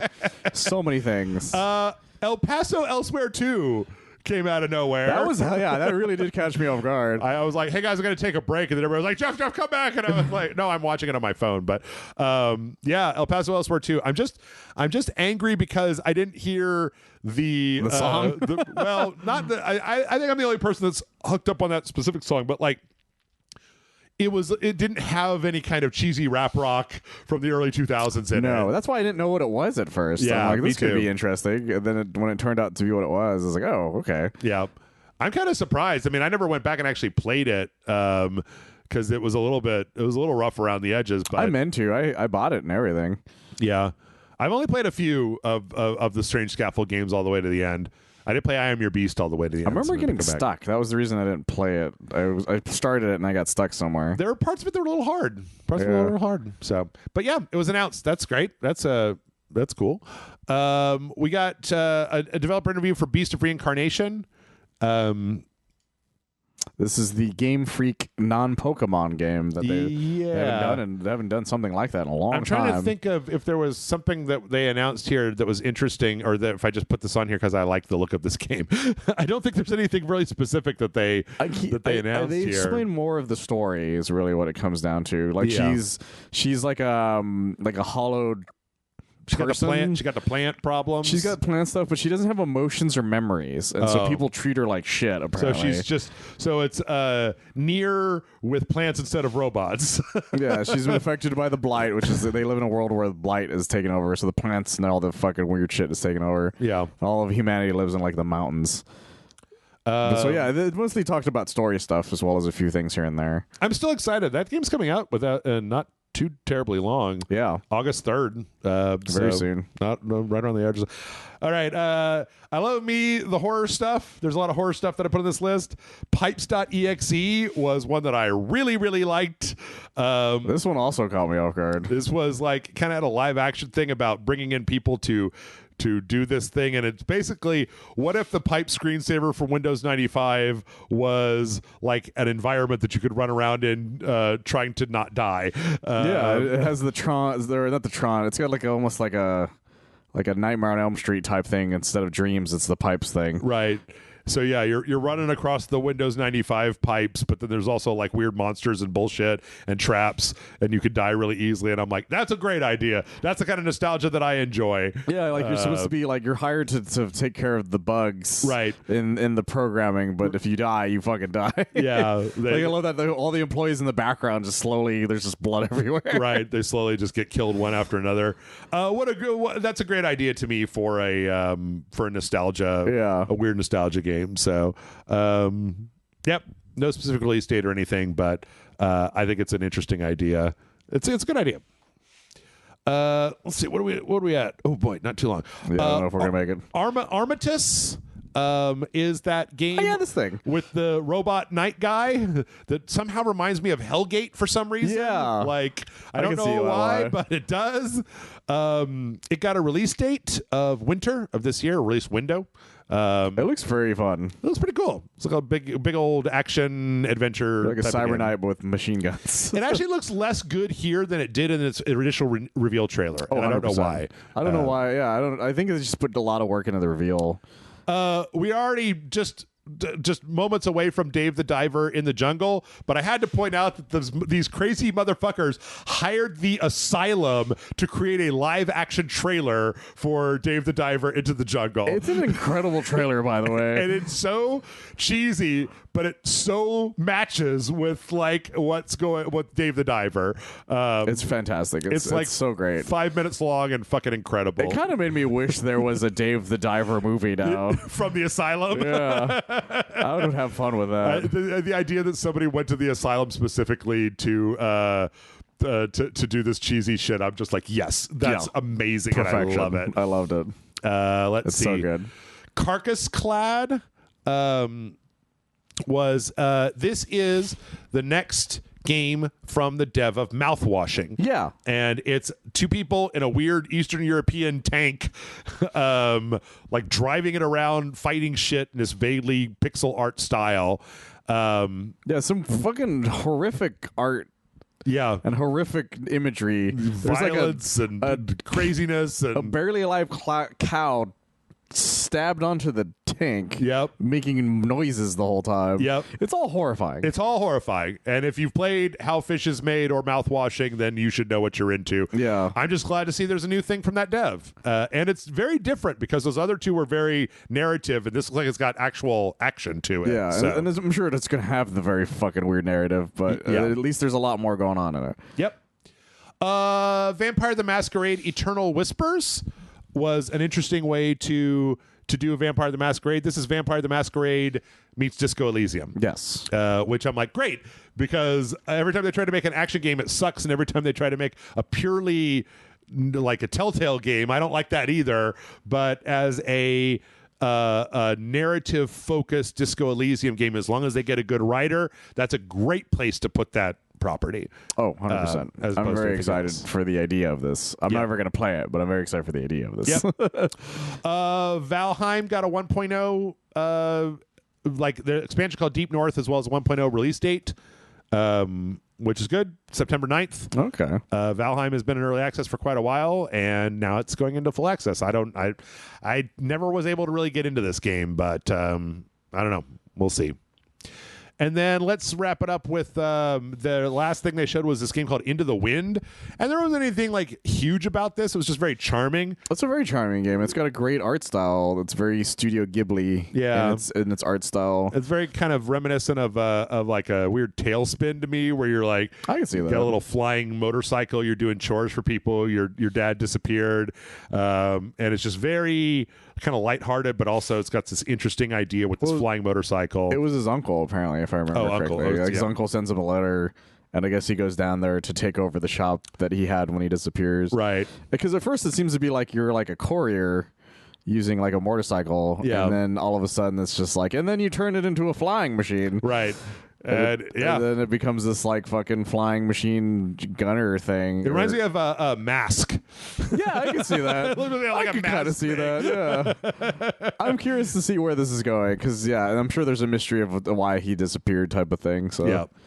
Okay, we're gonna do a little bit more. I just want to go over a couple things real fast. I don't think did you watch any of the rest of these showcases? No, I didn't. Yeah. Okay, let me see if I can pull up a few things from each of these. You know what? I'm not even going to pull up trailers. I'm just going to talk about some of these things.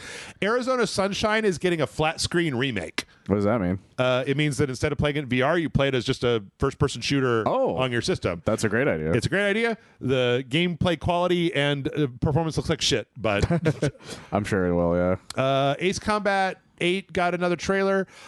Halloween the game is going to have a single-player campaign where you play as Michael Myers. The fuck? For the single-player campaign of him doing murder, escaping from prison, fighting the mask, putting it on. It's literally an origin campaign while Dr. Loomis is trying to hunt you down and kill you as a way to prepare you to play the fucking multiplayer game. That is incredible. That's a much better idea for a game. I'm super duper into it.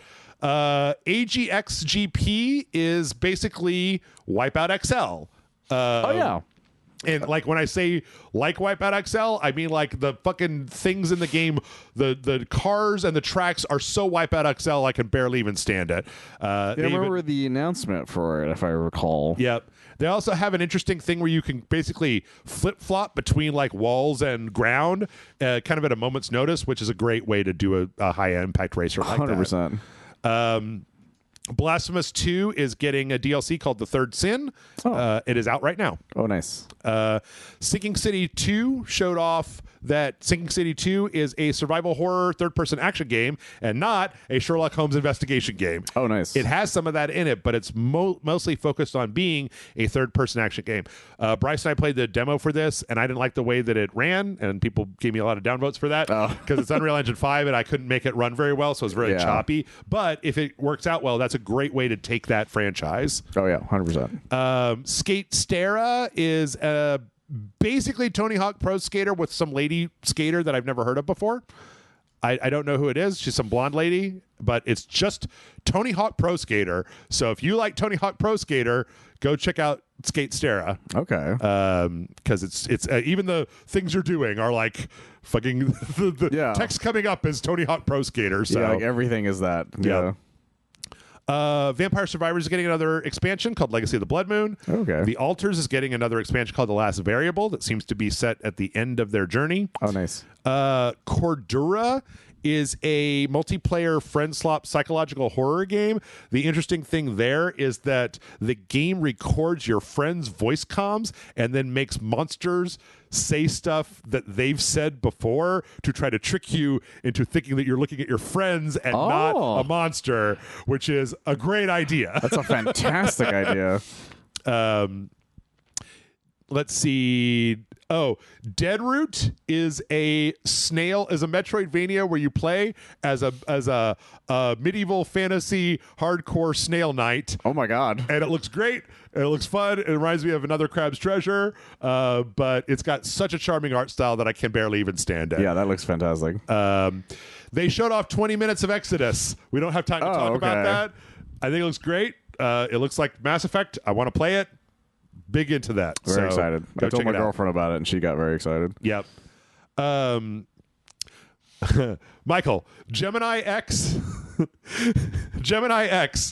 is Mega Man. It's like it's a Mega Man X game. It's a Mega Man X game, and it's so close to being a Mega Man X game that I'm worried that the developer is going to get sued. Like they might, to be honest. Like the bosses look like Mega Man X bosses, and the character looks like Mega Man X, but like with a wheelchair. Not even a wheelchair, just a mohawk. No wheelchair. He's got the mohawk and the attitude. But like his helmet looks like a Mega Man helmet. His powers look like Mega Man powers. He's got eyeliner on. He's got all of the movements. But that's it. And I'm like, that looks kind of incredible. Shit. Let's see. Nope. Oh, this is amazing. At Pulse is a spaceship game. But Michael, what's happening on these spaceships? It's a pinball game? The pinball goes onto the top of the spaceships, and then you play the pinball on top of the spaceships, but then also the pinball is a ship that can shoot at other stuff. Oh, my God. It's a roguelike where you can get cards that make you do different things, and the whole thing looks fucking berserking bananas, and I goddamn love it. That's kind of incredible. That's the type of creativity we need in gaming. Hells yes. Let me see if I can find one of these from each one of these. Let's see. A lot of these were. Here's one. Bulbo's Belief System. This is such an interesting game. You play as an empty-headed little guy that doesn't believe in anything, and then people will tell you things, and what they tell you is like walking. And then if you take that, you can walk, or they'll be like gravity. And then it's like, oh shit, gravity's a thing. But the thing is, you can only hold 4 thoughts in your head at any time, and you can forget any thought that you want. So if you need to get to the other side of a pit, you can just forget that gravity is a fucking thing and you can walk across the pit. You can forget the fact that there are walls in the world. Oh my God. So it's kind of a Baba Is You style game. But then there's also one where somebody tells you about like the afterlife, and I think if that happens, then you can like die in the game. Oh my God. And I'm like, oh, I would like to know more about that, please. What a crazy idea for a game. Yep. Let's see. There was another one here. This one, Head Cutter. I wanted to show you this one specifically, Michael. This is a boomer shooter. Oh, damn. I remember it specifically because your health bar is a cigarette, and the more it goes down, the more of it is smoked. But the level of violence in this game is kind of something else. This looks right up my alley. Everybody explodes. Everything explodes. You could destroy everything in the game. You could destroy everyone in the game. It's got a real lo-fi, crunchy, art style to it. Looks crazy. That looks crazy. incredible. Head Cutter, as well as there was another one that was called. Let's see. Brazilian drug dealer before 4. The fuck? So this one starts out with this thing that's saying, please be advised the following game contains no glorification or use of drugs. Okay, and then what happens is this game that looks like Quake if it was made by a person. Like, these are obviously Brazilian memes. The full name of the game is Brazilian Drug Dealer Before 4. Demons from the portal to hell I opened are still in the favela, and now I have to save Mamadas from Ronaldo. And then what you see after that, Michael, is just, I mean, I have so many questions. Like, the weapons are chicharron flamethrower and like drugs and double jump and dash because you put fireworks up your ass is shooting on the screen.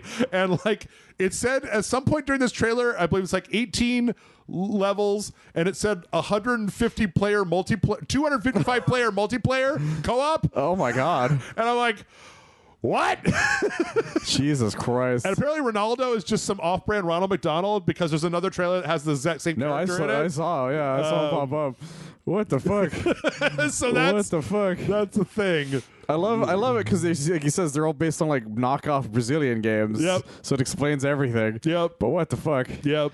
Oh shit. Anyway, there's more to it than that. Not a lot more. We got through a lot of it. The Story Rich Showcase had a lot of cool. Oh, you know what? We'll end with this. Burn 9, Michael, is Burn 9 is a narrative. It was the first game they showed in the Story Rich Showcase.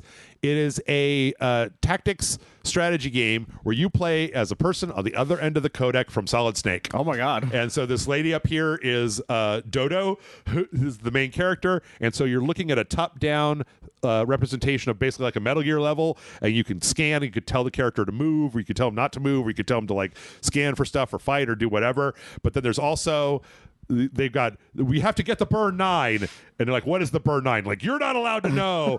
And so there's a lot in here of like you trusting your handlers versus trusting the main character. All of the art is very like MSX Metal Gear characters. This is really cool. Yeah. And I was like, I looked at this and I was like, Michael needs to know about this. I do need to know about this. I love everything about this. There's a demo out for this now. That's called Burn 9. That's incredible. And there's more out there, but we don't have time. We're already over time. So, There's so much stuff. What a show. There was a lot there.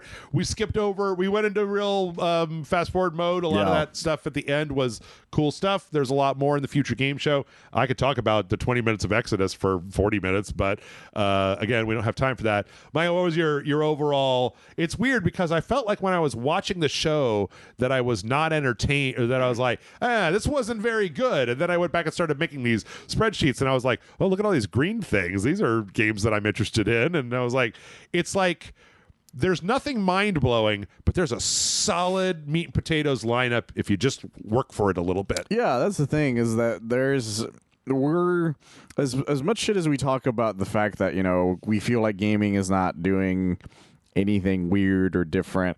That's only on the main sections, basically. Yeah. It's like if you're watching CBS and being like, why isn't this comedy any different? Right. So you're watching old fucking CBS sitcoms, so they're all the same goddamn thing. But then you go to HBO and you watch fucking Larry David's shit, and you're like, oh, this is weird as shit. That's what it is. You got to go to the indie. I'm not saying HBO is an indie place, but you know what I mean. Like, you have to go to the different avenues to find the weirder shit. Yeah. And then you will find the gold that's different. But that doesn't mean that there aren't gold in the other stuff. It just means that we're living in an unprecedented time. Yeah. Where there's gold and silver everywhere, and you're gonna find some really good stuff out there. Yep. Yes, absolutely. So yeah, go check it out. If you guys want access to that document, I guess I can hope that. I don't think anybody can just hack me off of a Google Doc. I don't really know how that would work, to be honest. I don't know. You just put it as unlisted. You put the link in there. I don't know. Let me know. You guys want to look at the rest of that? You totally can. Oops, I did post today's video. Michael, tell them where they can find you so I can post today's video. You can find me on One of Us.net. We do a lot of movie and television reviews. You can also find me on YouTube under Super Maniacs. It's a Superman podcast I do. All right. That's Summer Games Fest, Michael. Only 365 days until we got to do another mega podcast. I'm going to enjoy every single fucking one of them, where we only have to do 2-hour, 30-minute podcasts. What a horrible thing to say. All right. Go play some video games. Bye, everybody.